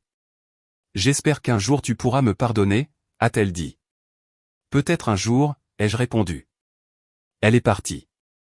Je l'ai regardée sortir, monter dans sa voiture, s'éloigner. Puis je suis restée assise là pendant encore 10 minutes, sirotant un thé qui avait refroidi, pensant à tout ce qu'elle avait dit et à tout ce qu'elle n'avait pas dit. Elle était douée. Mieux que douée. Si je n'avais pas vu ce sourire, j'aurais peut-être cru à sa contrition. Mais je l'avais vue, et je connaissais la vérité. Elle n'était pas désolée. Elle gérait la situation, s'assurant que je reste silencieuse, s'assurant que Marlène ne découvre jamais rien, s'assurant que lorsque je quitterai inévitablement Logan, car c'est ce à quoi elle s'attendait, elle serait parfaitement positionnée pour prendre la relève. L'amie concernée, la femme qui le comprenait, celle qui avait été là. Elle attendrait un temps respectable, 6 mois, peut-être 1 an. Puis elle commencerait à le voir ouvertement.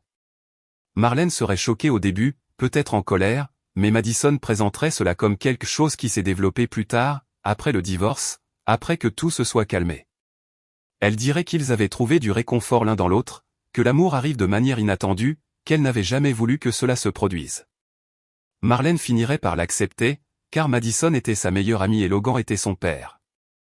Et quel choix aurait-elle? Madison emménagerait dans ma maison, dormirait dans mon lit, organiserait les fêtes à ma table, deviendrait la belle-mère de Marlène. Finalement, elle aurait tout ce qu'elle voulait. Ma vie, parfaitement transférée à elle comme un organe donné. C'était le plan. Je le voyais si clairement. Et j'allais le réduire en cendres. J'ai pris mon téléphone, j'ai passé un appel. Jenkins Investigation privée. Comment pouvons-nous vous aider? J'ai besoin d'engager quelqu'un, ai-je dit. Pour de la surveillance et des recherches de fond. Quelle est la situation? Mon mari a une liaison. J'ai besoin de documentation, de tout. Où il se rencontre, à quelle fréquence, les communications si possible. Et j'ai besoin d'une vérification approfondie des antécédents de l'autre femme. Nous pouvons faire ça. Quand souhaitez-vous commencer? Aujourd'hui. Le nom de l'enquêtrice était Tara Bennett. Milieu de la quarantaine, anciennement du NIP, dirigeant maintenant son propre cabinet privé. Elle m'a rencontré dans un café de l'autre côté de la ville, un endroit où je n'étais jamais allé, un endroit où Madison et Logan ne penseraient jamais à chercher. J'ai lu vos formulaires initiaux, a dit Tara en se glissant dans la banquette en face de moi. Elle était directe, professionnelle, avec des yeux vifs qui voyaient probablement tout. Votre mari est la meilleure amie de votre fille. C'est compliqué. C'est un mot pour le dire. Que espérez-vous obtenir de cette enquête? Procédure de divorce, accusation criminelle, juste la tranquillité d'esprit? Je ne sais pas encore. Tout ce qui précède, peut-être. J'ai juste besoin de comprendre toute l'étendue de ce qui se passe. Elle a hoché la tête. Logique. Voici ce que je peux faire. Surveillance des 2 parties. Documentation des réunions et des communications si possible. Vérification complète des antécédents de Madison Carter. Dossiers financiers s'ils sont accessibles. Analyse de l'empreinte numérique. Le tout. Combien de temps cela prendra-t-il? Ça dépend de ce que nous trouvons. La surveillance commence immédiatement. La vérification des antécédents, je peux avoir des résultats préliminaires en 48 heures. Une analyse plus approfondie prend plus de temps. Faites-le. Ce n'est pas donné. Je m'en fiche. Elle m'a cité un chiffre qui m'a fait mal à l'estomac. Mais j'avais mon propre argent. J'avais travaillé tout au long de notre mariage, maintenu ma carrière, mon indépendance. Je n'avais jamais eu besoin de Logan financièrement. Une des choses dont j'avais été fière. Maintenant, j'en étais reconnaissante. Encore une chose, ai-je dit. J'ai besoin de savoir s'il y en a d'autres femmes. Si c'est un schéma. L'expression de Tara s'est légèrement adoucie. Vous pensez qu'elle n'est pas la première? 3 mois, ça ne ressemble pas à une première liaison. On dirait qu'il a de l'entraînement. Je vais vérifier. Relevé de carte de crédit, registre d'hôtel, journaux d'appel si nous pouvons y accéder. S'il y en a d'autres, nous les trouverons. Nous avons finalisé les détails. Elle commencerait la surveillance cet après-midi-là. Des mises à jour tous les 2 jours. Tout documenté, tout recevable au tribunal si nécessaire. Quand j'ai quitté cette réunion, j'ai ressenti quelque chose que je n'avais pas ressenti depuis que j'avais ouvert la porte de la chambre. Un sentiment de détermination. Je n'étais plus seulement une victime. J'étais une enquêtrice, une stratège. Les 2 semaines suivantes furent un exercice d'acteur. J'ai joué l'épouse blessée envisageant la réconciliation. J'ai rencontré Logan 2 fois pour des discussions où je l'ai laissé s'excuser, le laisser pleurer, le laisser faire des promesses de thérapie, d'engagement et de ne plus jamais s'égarer. Je hochais la tête. J'écoutais. Je l'ai même laissé me tenir la main une fois. Tout cela pendant que Tara et son équipe documentaient tout. Ils se voyaient toujours. Malgré les affirmations de Madison que c'était fini, malgré les promesses larmoyantes de Logan, ils se rencontraient toujours. Plus prudemment maintenant. Des hôtels différents, toujours payés en espèces. Des téléphones prépayés que le spécialiste en technologie de Tara a réussi à identifier. Ils étaient prudents, mais pas assez. Tara a obtenu des photos. Horodatées, géolocalisées. Indéniables. Logan entrant dans une chambre d'hôtel. Madison arrivant 15 minutes plus tard. Les 2 partant séparément après 2 heures. Cela s'est produit 3 fois en 2 semaines. Chaque fois que je voyais les photos, quelque chose mourait en moi. La petite partie stupide de moi qui avait espéré qu'il disait la vérité. Que c'était peut-être vraiment fini. Que son remords était peut-être sincère. Ce n'était pas le cas. Il mentait toujours. Il la choisissait toujours. Il pensait toujours qu'il pouvait avoir les 2. La vérification des antécédents de Madison s'est avérée plus intéressante que prévu. Tara m'a tendu un épais dossier. Vos instincts étaient bons. Cette fille a un schéma. Je l'ai ouvert, j'ai commencé à lire. Les années d'université de Madison étaient plus compliquées que je ne le savais. Elle avait été impliquée dans un scandale pendant sa 3e année, une liaison avec un professeur marié. L'affaire avait été étouffée, résolue discrètement, mais Tara avait trouvé les dossiers. La femme du professeur avait déposé une plainte au titre de la loi Title IX. Rien n'en est sorti officiellement, mais le professeur avait été encouragé à démissionner. Elle avait 20 ans, a dit Tara, ciblant déjà des hommes mariés plus âgés avec quelque chose à perdre. Il y avait plus. Après l'université, avant d'obtenir son poste actuel, elle avait brièvement travaillé dans un cabinet d'avocats. Renvoyée après 6 mois. La raison officielle était un mauvais rendement, mais Tara avait parlé à d'anciens collègues. Madison avait eu une liaison avec l'un des partenaires, un autre homme marié. Cette fois, la femme l'avait découvert et avait posé un ultimatum. Madison a été renvoyée pour sauver le mariage. Elle a déjà fait ça, ai-je dit, me sentant mal. Plusieurs fois. Elle cible des hommes stables et prospères dans des relations établies, s'introduit par des liens légitimes école, travail, amis, se rend indispensable, puis frappe. Pourquoi? Tara a haussé les épaules. Sans évaluation psychologique, je ne peux que deviner. Mais le schéma suggère qu'elle n'est pas seulement attirée par les hommes mariés. Elle est attirée par ce qu'ils représentent. La stabilité, le succès, la famille qu'elle n'a pas eue. Elle veut prendre ce que ces autres femmes ont. Elle veut être moi. Plus ou moins. Et elle s'est améliorée avec la pratique. Le professeur, elle était jeune et négligente. Elle s'est fait prendre rapidement. L'avocat, elle a duré plus longtemps mais a encore fait des erreurs. Avec votre mari, elle a été méthodique. Construisant la relation sur des années, s'intégrant dans la structure familiale, se faisant paraître inévitable. J'ai pensé à toutes ces fêtes, tous ces dîners, toutes ces fois où je l'avais accueillie chez nous en pensant être gentille. Elle m'étudiait, m'apprenait, se préparait à me remplacer. Il y a autre chose, a dit Tara. Elle a sorti un autre document. Son activité sur les réseaux sociaux. Mon expert en technologie a fait une analyse approfondie. Elle a nettoyé ses publications, supprimant systématiquement tout ce qui ne correspond pas à l'image qu'elle cultive maintenant. Quel genre de publication? Des photos de fête, des selfies provoquants, tout ce qui la faisait paraître moins saine. Elle se refait une image depuis environ 3 ans, juste au moment où elle a rencontré votre fille. Créant une présence en ligne plus propre et plus respectable. Préméditation. Tout était prémédité. Et Logan, ai-je demandé. A-t-il déjà fait ça? L'expression de Tara est devenue compatissante. Pas que je puisse trouver.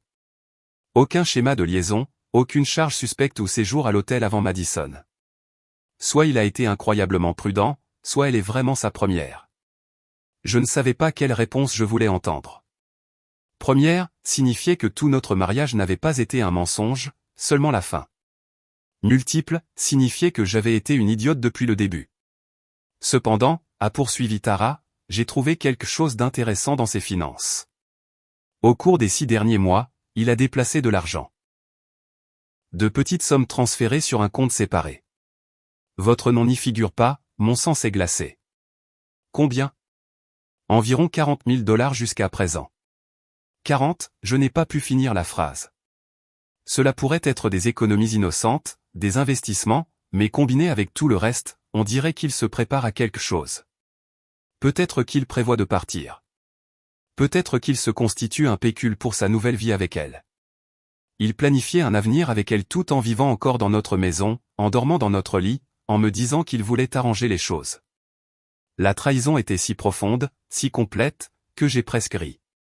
Je veux tout, ai-je dit. Chaque photo, chaque reçu, chaque enregistrement. Je veux un dossier complet sur eux deux.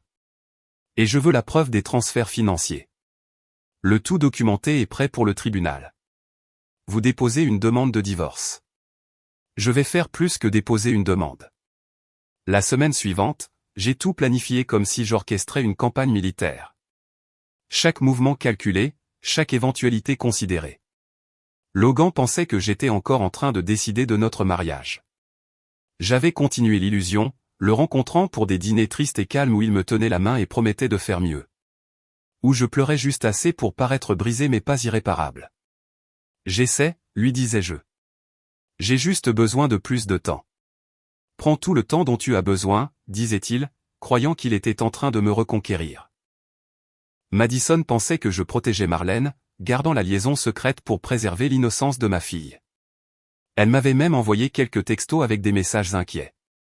Comment tiens-tu le coup, et, je pense à toi, et, fais-moi savoir si tu as besoin de quoi que ce soit. Je répondais brièvement, froidement, maintenant juste assez de contact pour qu'elle pense être en sécurité. Marlène ne savait toujours rien. C'était la partie la plus difficile. Voir ma fille, lui parler, prétendre que tout allait bien alors que cette énorme vérité se dressait entre nous comme un mur. Mais j'avais besoin de son ignorance, juste un peu plus longtemps. Ce que je prévoyais nécessitait la surprise. J'ai rencontré une avocate spécialisée en divorce, la meilleure de la ville, Catherine Morrison, connue pour décimer les conjoints infidèles au tribunal. Je veux tout ce à quoi il a droit et rien de plus, lui ai-je dit. Je n'essaie pas de le détruire financièrement, mais je veux ce qui est juste, et je veux qu'il soit documenté que le mariage a pris fin en raison de son infidélité. Catherine a examiné les preuves de Tara, a hoché la tête avec approbation. C'est béton.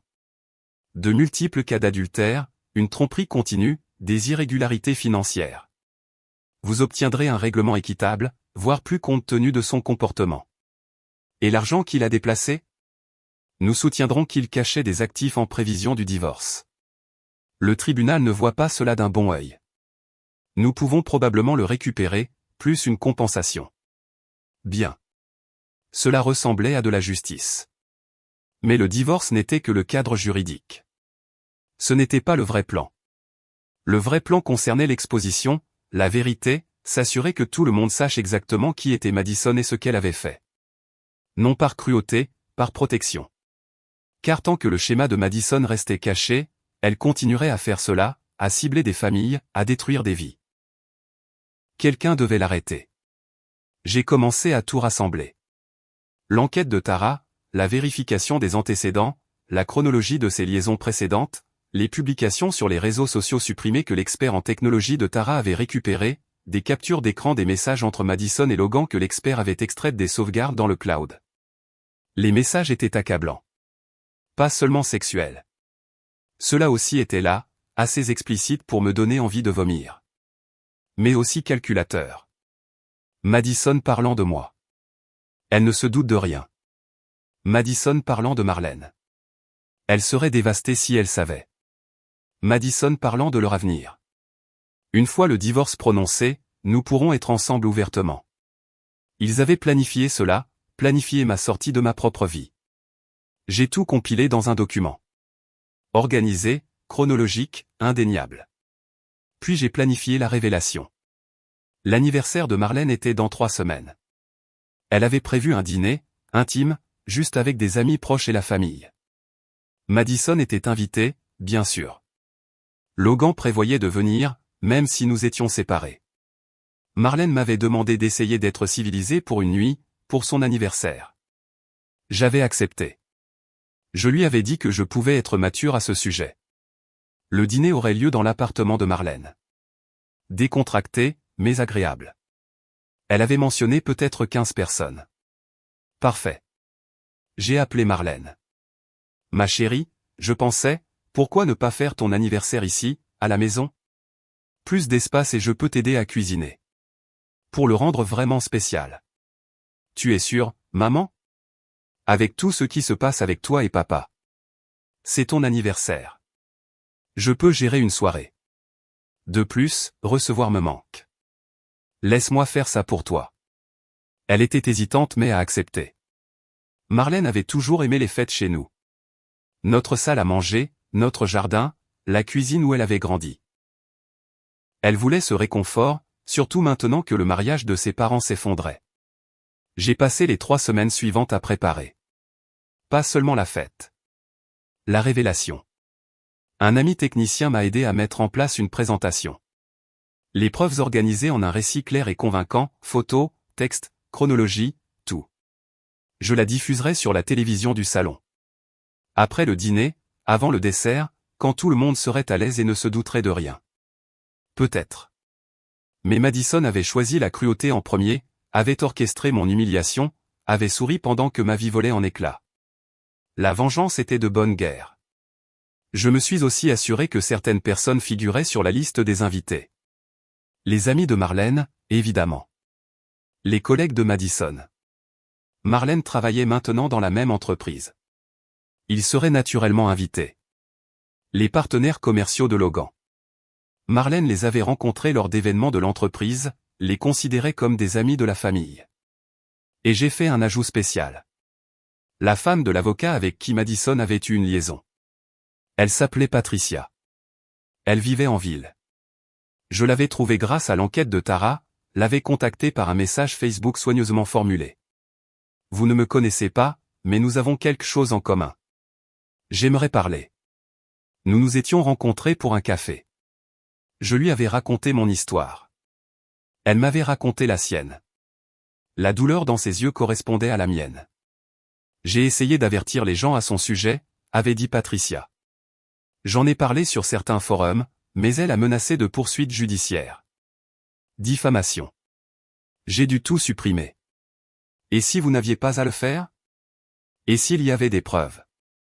Je lui avais montré les preuves, j'avais observé son visage alors qu'elle reconnaissait le schéma de Madison, ses méthodes. Elle recommence, avait murmuré Patricia. Mon Dieu, elle fait exactement ce qu'elle nous a fait. Aidez-moi à l'arrêter. Et Patricia avait accepté. Elle viendrait à la fête en tant qu'invitée, mon amie. Personne ne saurait qui elle était jusqu'au moment de la révélation. 3 semaines. J'ai cuisiné les plats préférés de Marlène, décoré la maison, joué l'hôtesse gracieuse, planifiant la célébration de sa fille. Logan est passé pour déposer un cadeau pour Marlène quelques jours avant la fête. C'est bien de ta part, a-t-il dit. D'organiser ça malgré tout. Marlène apprécie vraiment. C'est ma fille. Je ferai n'importe quoi pour elle. Je sais. Il m'a regardé avec quelque chose qui aurait pu être de l'amour ou de la culpabilité. Claire, après la fête, on pourra parler? Vraiment parler de notre avenir. Bien sûr, ai-je dit. J'ai souri. Je l'ai laissé espérer. Il est parti en croyant que je m'adoucissais. Que la réconciliation était peut-être possible, que sa patiente campagne de remords fonctionnait. Madison a envoyé un texto, est-ce que ce sera bizarre si je viens à la fête de Marlène? Je ne veux pas te mettre mal à l'aise. J'ai répondu, viens. Marlène veut que tu sois là. Je peux gérer ça. Tu es incroyable, Claire. Vraiment, ta force à travers tout ça est incroyable. Je n'ai pas répondu à ça. Je ne pouvais pas me fier à moi-même pour maintenir la façade par texto. La veille de la fête, j'ai tout revu une dernière fois. Les preuves étaient irréfutables. La présentation était prête. Les invités étaient confirmés. Marlène a appelé, excitée pour le lendemain. J'ai hâte, maman. Ça va être parfait. Oui, ma chérie, ai-je dit. Ça le sera vraiment. Je le pensais, mais pas de la manière dont elle l'imaginait. Le lendemain soir, alors que les invités commençaient à arriver chez moi pour la fête d'anniversaire de ma fille, je me sentais calme, étrangement calme, le genre de calme qui vient quand on a fait la paix avec l'idée de tout brûler. Marlène était radieuse, 24 ans, belle, gentille et sans méfiance. Elle m'a serré dans ses bras en arrivant. Merci pour ça, maman, d'être si forte. Toujours, mon bébé. Logan est arrivé ensuite, mal à l'aise, mais essayant. Nous nous sommes salués poliment, comme de lointaines connaissances au lieu de mari et femme. Madison est arrivée avec un retard à la mode, magnifique dans une robe bleue. Elle a serré Marlène dans ses bras, lui a tendu un cadeau emballé, puis s'est tournée vers moi. Claire, merci de m'avoir invité. Bien sûr, ai-je dit. J'ai souri. Je l'ai laissé penser qu'elle était en sécurité. La fête s'est remplie de gens. Les amis de Marlène, ses collègues, les amis de la famille. Patricia est arrivée et je l'ai présentée comme une nouvelle amie que j'avais rencontrée récemment. Personne n'a remis cela en question. Nous avons dîné, ri, porté un toast à Marlène. Tout était parfait et normal et exactement ce que devrait être une fête d'anniversaire. Puis je me suis levé. Avant de prendre le gâteau, ai-je dit, j'aimerais partager quelque chose. Une petite présentation. Marlène, ma chérie, cela fait partie de ton cadeau. Marlène a semblé confuse, mais heureuse. Maman, tu n'étais pas obligée. Je voulais le faire.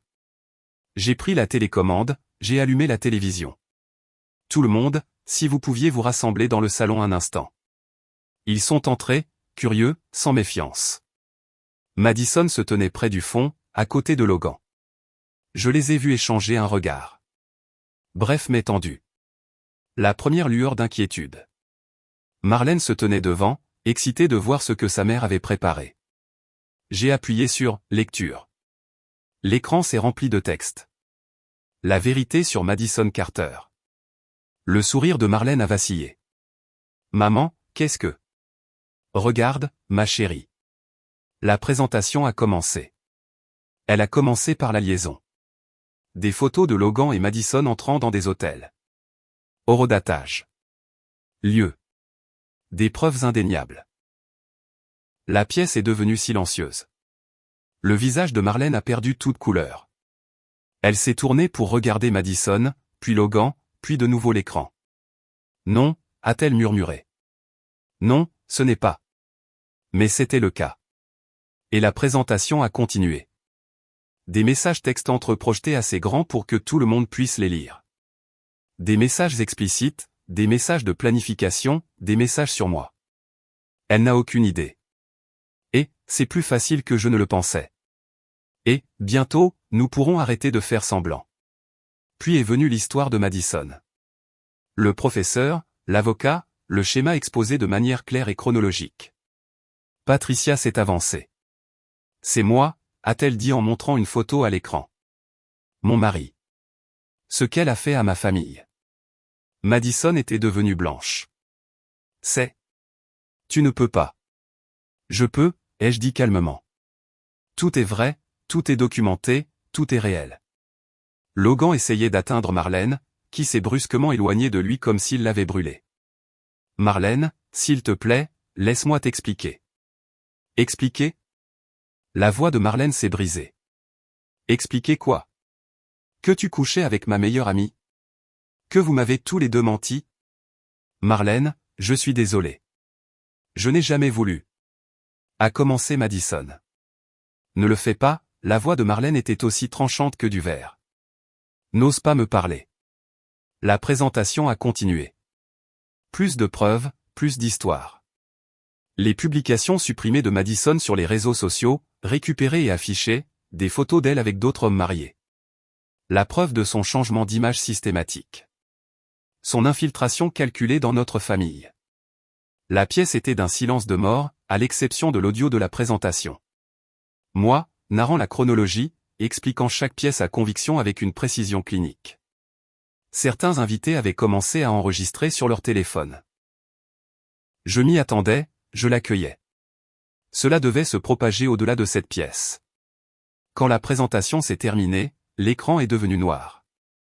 J'ai allumé les lumières. Madison pleurait. Tu n'as pas le droit. C'est de la diffamation.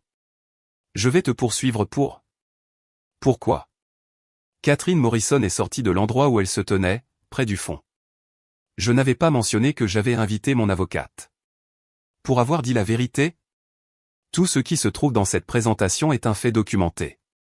Vous êtes libre d'essayer de poursuivre, mais la phase de communication des preuves serait fascinante. La bouche de Madison s'est refermée. Logan me regardait comme s'il ne m'avait jamais vu auparavant. Claire, pourquoi ferais-tu ça? Pourquoi ici? Pourquoi devant Marlène?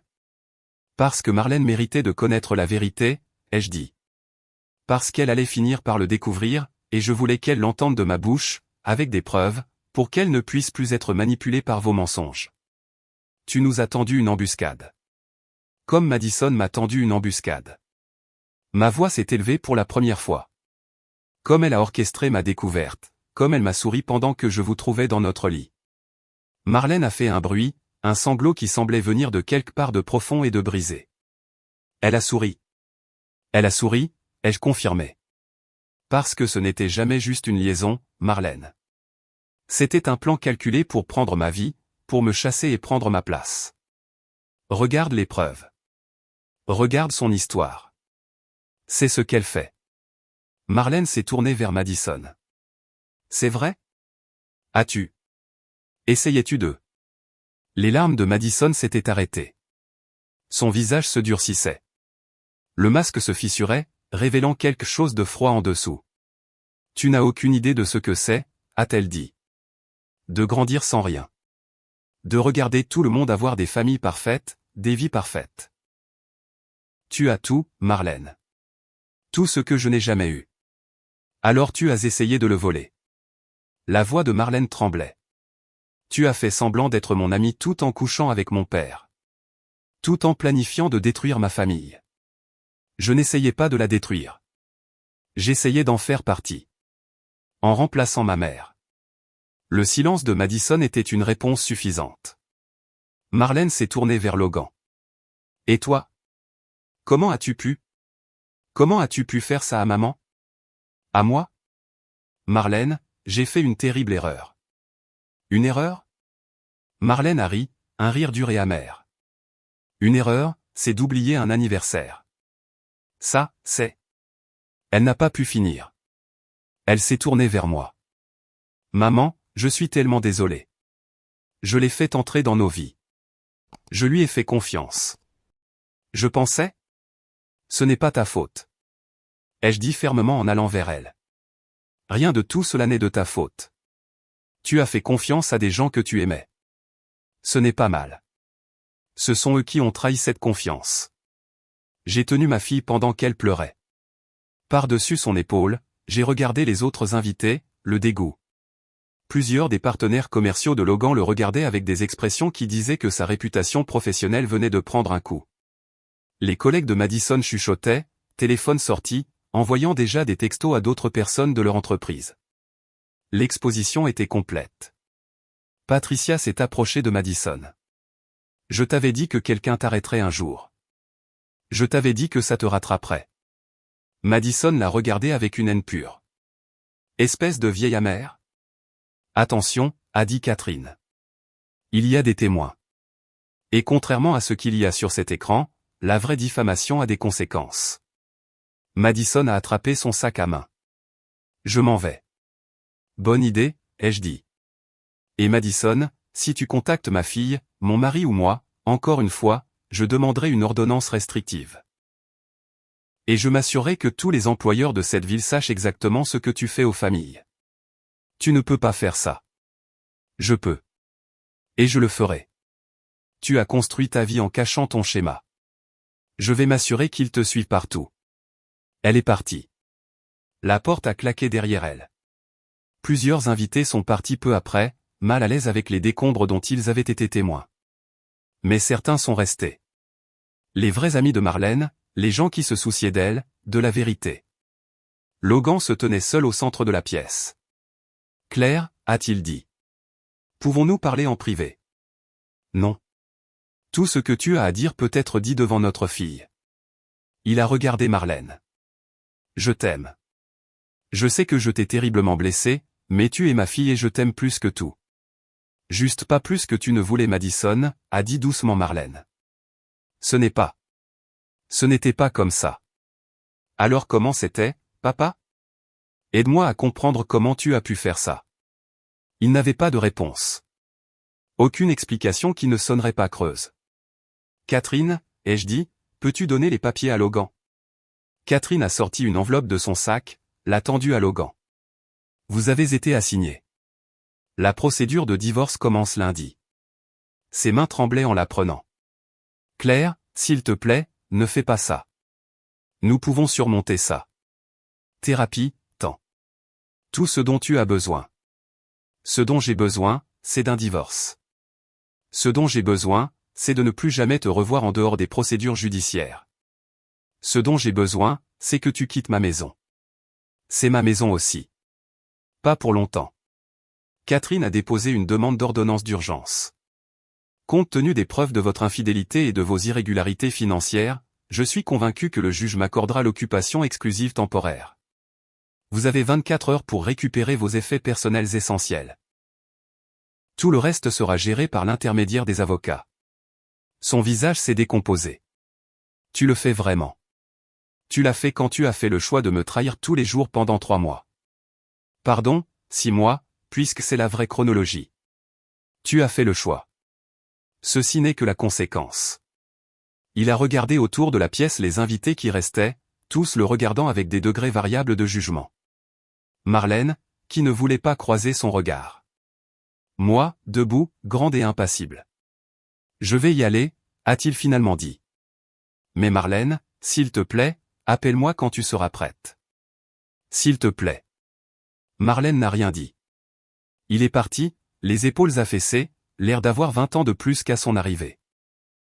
Les invités restants sont partis lentement, chacun s'arrêtant pour serrer Marlène dans ses bras, pour lui dire qu'ils étaient là si elle avait besoin de quelque chose, pour me dire que j'étais courageuse, forte, que j'avais fait ce qu'il fallait. Finalement, il ne restait plus que Marlène et moi. Mère et fille, dans la maison où elle avait grandi, entourée des ruines de sa fête d'anniversaire. Je suis désolé, ai-je dit. Je suis tellement désolé de l'avoir fait de cette façon, mais j'avais besoin que tu vois la vérité. J'avais besoin que tu aies des preuves pour qu'il ne puisse pas la déformer, ne puisse pas te faire douter.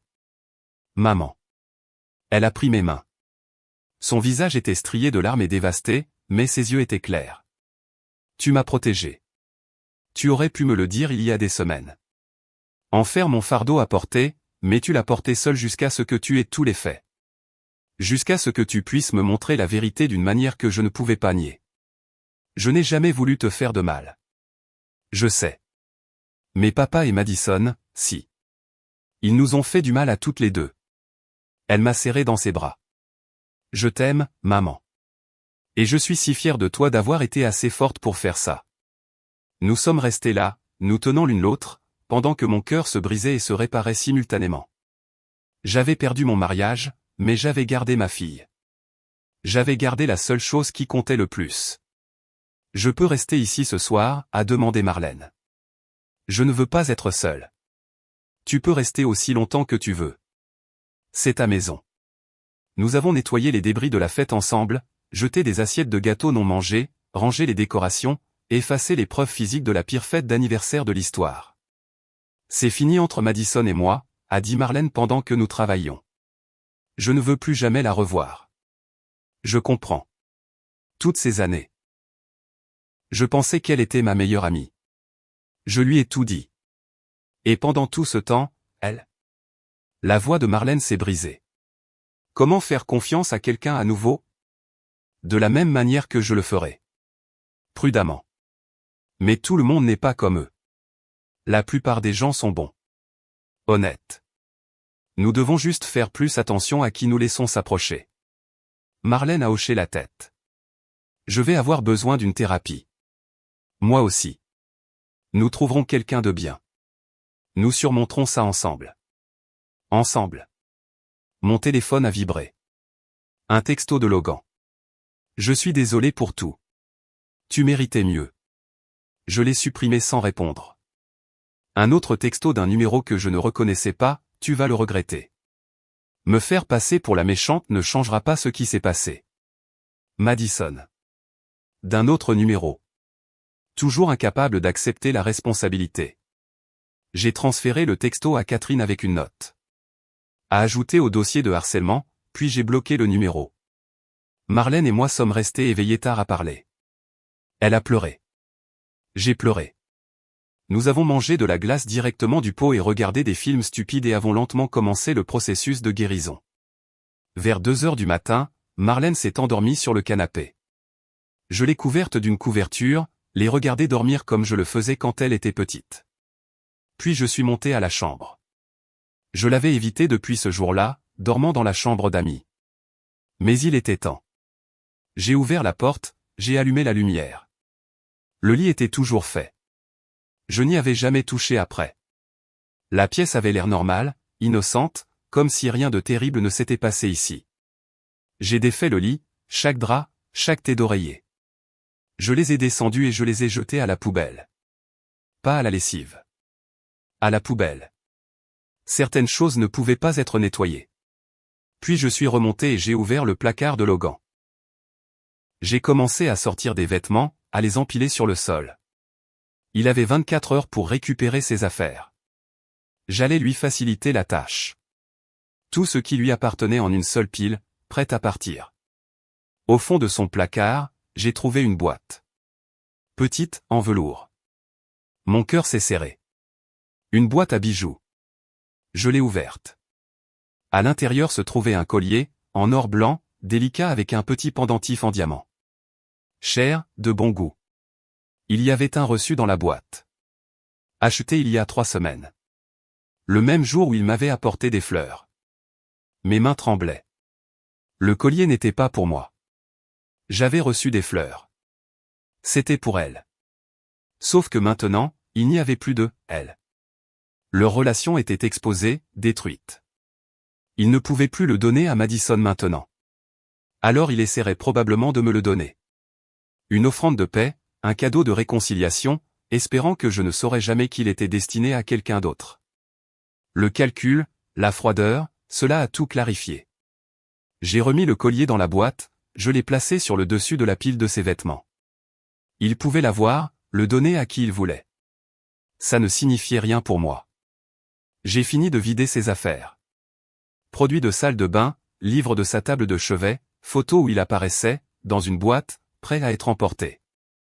Je l'effaçais de mon espace, de ma vie. Cela a pris des heures. Quand j'ai eu fini, le soleil se levait. La chambre avait l'air différente, mais aussi plus propre, comme si j'avais enlevé quelque chose de toxique. J'ai fait le lit avec des draps propres, je me suis allongé et j'ai attendu de ressentir quelque chose. De la tristesse, du regret, du chagrin pour le mariage que j'avais perdu. Je ne ressentais que du soulagement. Et quelque part sous l'épuisement et la douleur, autre chose. La liberté. Les semaines suivantes se sont déroulées dans un flou de procédures judiciaires, de séances de thérapie et de lente reconstruction. Logan est venu chercher ses affaires. Je n'étais pas là. Catherine l'avait déconseillé. Marlène n'était pas là non plus. Elle s'est temporairement installée avec moi, incapable d'affronter la solitude, ne voulant pas encore voir son père. Il a laissé un mot sur le comptoir de la cuisine. Je regretterai ça pour le reste de ma vie. Je suis désolé d'avoir tout jeté pour quelque chose qui ne signifiait rien. Tu méritais mieux. Marlène méritait mieux. J'espère qu'un jour vous pourrez toutes les deux me pardonner. Je l'ai lu une fois, je l'ai mis dans un dossier intitulé « Divorce, divers ». Je n'ai rien ressenti. La vidéo de la fête de Marlène s'était propagée. Pas de manière virale. J'avais demandé aux invités de ne pas la publier publiquement, et la plupart avaient respecté cela. Mais au sein de notre cercle social, du cercle d'affaires de Logan, du cercle professionnel de Madison, elle avait fait le tour. Les partenaires commerciaux de Logan ont pris leur distance avec lui. Pas officiellement, il travaillait toujours là, mais la dynamique avait changé. La confiance était rompue. Son jugement était remis en question. Plusieurs clients ont demandé des gestionnaires de comptes différents. Madison a été renvoyé de son travail. Marlène me l'a dit tranquillement, sans satisfaction. Environnement de travail hostile, a expliqué Marlène. Plusieurs personnes ont dit qu'elle ne pouvait pas travailler avec elle après avoir vu ce qu'elle avait fait. Son patron a décidé qu'il était plus facile de la laisser partir. Comment te sens-tu à ce sujet, ai-je demandé. Je ne sais pas. Une partie de moi pense qu'elle le mérite. Une partie de moi se sent coupable de ressentir ça. Elle a fait ses choix. Ce sont les conséquences. Madison a essayé de contacter Marlène plusieurs fois. Appel, texto, se présentant à l'appartement de Marlène. Marlène a bloqué son numéro, a obtenu une ordonnance restrictive quand Madison n'arrêtait pas. Elle n'arrête pas de dire que je ne comprends pas, m'a dit Marlène après un incident particulièrement bouleversant. Qu'elle essayait juste d'avoir une famille, qu'elle m'aimait comme une sœur et papa comme. Elle n'a pas pu finir. Elle réécrit l'histoire, ai-je dit, se faisant passer pour la victime. Ne la laisse pas faire. J'essaie de ne pas le faire. La procédure de divorce a avancé. Logan a d'abord essayé de contester le règlement, arguant que la maison était un bien matrimonial et que le partage devait être égal. Catherine a détruit cet argument avec les dossiers financiers, l'argent qu'il avait déplacé, les cadeaux qu'il avait achetés à Madison débités sur des cartes de crédit conjointes, les chambres d'hôtel, tout. Le juge n'a pas été sympathique. J'ai eu la maison, la majorité de nos économies et une pension alimentaire équitable. Logan a eu ce qui restait de sa réputation et l'appartement qu'il avait loué. Il demande si vous accepteriez de le rencontrer, m'a dit Catherine après une audience. Il dit qu'il a besoin de tourner la page. Dites-lui non. Il peut tourner la page avec un thérapeute. Elle a souri. Déjà fait. Marlène a commencé une thérapie. Des séances individuelles pour traiter la trahison, la confiance brisée, le deuil compliqué de perdre une amie et de voir le mariage de ses parents se dissoudre. Je suis allé voir un autre thérapeute. Problème similaire. Vous avez fait quelque chose d'extraordinaire, m'a dit ma thérapeute, le docteur Wells, lors d'une séance. La plupart des gens restent silencieux. Cachent la vérité. Vous l'avez exposée. Je les ai humiliés publiquement. Vous les avez tenus responsables publiquement. Il y a une différence. Vraiment? Parfois, je me demande si je suis allé trop loin. Si j'aurais dû gérer ça en privé. Est-ce que le privé aurait protégé les futures victimes du schéma de Madison? Est-ce que cela aurait donné à Marlène les preuves dont elle avait besoin pour comprendre que ce n'était pas de sa faute? Non. Alors vous avez fait ce que vous deviez faire. Non par cruauté, par vérité. Je voulais le croire. La plupart du temps, je le faisais. D'autres jours, je me demandais si j'étais devenu aussi cruel que Madison, juste d'une manière différente. Mais alors je me souvenais du sourire, ce sourire victorieux et calculé, et je savais que j'avais fait ce qu'il fallait. 3 mois après l'exposition, j'ai reçu un appel de Patricia, la femme de l'avocat. 2 autres femmes m'ont contacté, a-t-elle dit. Elles ont vu la vidéo. Elles ont aussi eu une liaison avec Madison. À des moments différents, dans des villes différentes. Le même schéma. Elles veulent savoir si nous montons un dossier. Un dossier pourquoi? Je ne sais pas exactement. Peut-être un procès civil. Peut-être juste un avertissement public. Mais elles veulent aider à documenter son histoire. S'assurer que ce soit accessible à quiconque cherche son nom sur Google. Elles pourraient poursuivre pour diffamation. Pas si c'est vrai. Et nous avons des preuves. Nous toutes. J'y ai réfléchi. Je me suis demandé si plus d'exposition, plus de vengeance, plus de honte publique aiderait ou ne ferait que perpétuer le cycle. Laissez-moi y réfléchir, ai-je finalement dit. Claire, merci pour ce que vous avez fait. Vous nous avez donné la permission, à nous autres, de ne plus être silencieuses. Après qu'elle ait raccroché, j'ai médité là-dessus. L'idée que ma vengeance, ma justice, ma vérité avaient donné du pouvoir à d'autres. Est-ce que cela valait la douleur de la méthode? Je n'étais toujours pas sûr. Marlène a eu une promotion au travail. Un nouveau département, loin des gens qui avaient été témoins du drame. Un nouveau départ professionnel. Je pense à déménager, m'a-t-elle dit un soir au dîner. Pas loin, mais dans mon propre appartement. Rendre mon appartement vraiment accueillant au lieu d'une étape temporaire. C'est bien, ai-je dit, le pensant, même si mon cœur me faisait mal à l'idée qu'elle parte à nouveau. Tu pourrais venir avec moi, a-t-elle offert. Prendre un appartement ensemble. Un nouveau départ pour nous deux. J'y ai réfléchi. Quitter la maison, quitter les souvenirs, tout recommencer à zéro. Mais non. C'est ma maison, ai-je dit. Je ne vais pas laisser ce qui s'est passé ici me chasser. Je vais la reconquérir. La rendre à nouveau mienne. C'est courageux. Où t'es-tu? Les deux, a dit Marlène en souriant. Certainement les deux. 6 mois après l'exposition, le divorce a été finalisé. Catherine a appelé avec la nouvelle. C'est fait. Vous êtes officiellement célibataire. Célibataire. Le mot semblait étrange après 19 ans passés en couple, défini par rapport à quelqu'un d'autre. J'étais juste moi-même.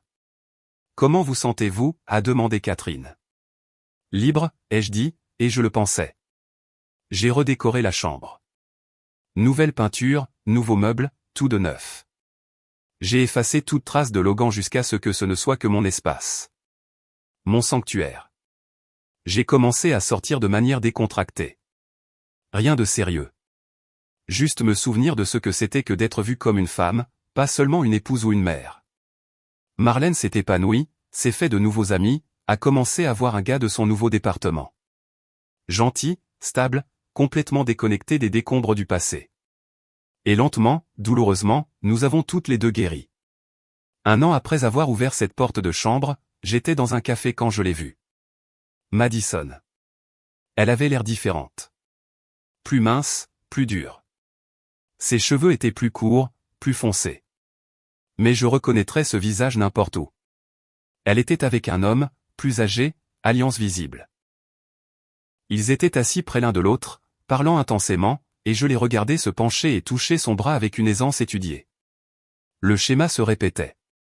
Nos regards se sont croisés à travers le café. La reconnaissance a vacillé dans les siens. Puis autre chose, ce même calcul froid que j'avais vu dans notre chambre. Elle a souri. Pas victorieuse cette fois, mais pas honteuse non plus. C'était un sourire qui disait, « Tu ne m'as pas brisé. Tu ne m'as pas arrêté. Je suis toujours là. » Mon premier instinct a été la rage. L'envie de m'approcher, d'avertir l'homme, de l'exposer à nouveau. Mais je ne l'ai pas fait. Parce que j'ai compris quelque chose à ce moment-là. Madison serait toujours Madison. Elle continuerait à faire ça, à cibler des familles, à essayer de prendre ce que les autres avaient construit. Et je ne pouvais pas passer ma vie à la suivre, à avertir les gens. Je ne pouvais pas la laisser occuper plus de mon temps, de mon énergie, de ma vie. Elle en avait déjà pris assez. Pourtant, j'ai souri en retour. Pas le sourire blessé d'une victime. Pas le sourire amer de quelqu'un encore piégé dans le passé. Un sourire de quelqu'un qui avait survécu, qui s'était battu, qui avait reconstruit. Un sourire qui disait, « Tu voulais ma vie. Tu as essayé de prendre ma place, mais je suis toujours là, plus forte, libre. Et tu fais toujours la même chose désespérée, poursuivant la même victoire creuse. » Un sourire qui disait, « J'ai gagné. » Je me suis levé, j'ai rassemblé mes affaires et je suis passé devant sa table sans un mot. J'ai quitté le café, je l'ai laissé à sa prochaine victime, à son prochain stratagème, à sa prochaine tentative de combler le vide qui la rongeait. Parce qu'elle n'était plus mon problème. Je suis rentré chez moi, dans la maison que j'avais reconquise, dans la vie que j'avais reconstruite. Marlène venait dîner. Je préparais ses pâtes préférées. Nous allions regarder un film, rire et simplement exister dans la paix que nous avions si durement conquise. Dans l'allée, je suis resté un moment dans ma voiture, j'ai regardé ma maison, mon foyer, l'endroit où tout s'était effondré et où j'avais lentement recollé les morceaux. Ce n'était plus la même chose qu'avant. Je n'étais plus la même. Les fissures étaient toujours visibles si on savait où regarder. Mais les fissures laissent entrer la lumière. Et j'étais pleine de lumière maintenant. Une lumière durement gagnée, éprouvée au combat. J'étais entré et j'avais trouvé mon mari et la meilleure amie de ma fille. J'avais vu le sourire de Madison, ce sourire cruel et victorieux, et il m'avait presque détruite. Mais seulement presque. Parce que j'avais choisi de me battre, d'exposer la vérité, de refuser d'être effacé. J'avais perdu un mariage, mais j'avais gardé ma dignité, ma fille, et surtout, moi-même. Et à la fin, c'était tout. Je suis sorti de la voiture, j'ai déverrouillé ma porte d'entrée, je suis entré dans ma maison la tête haute. Derrière moi, le passé restait à sa place. Devant moi, l'avenir attendait, incertain, oui, mais le mien.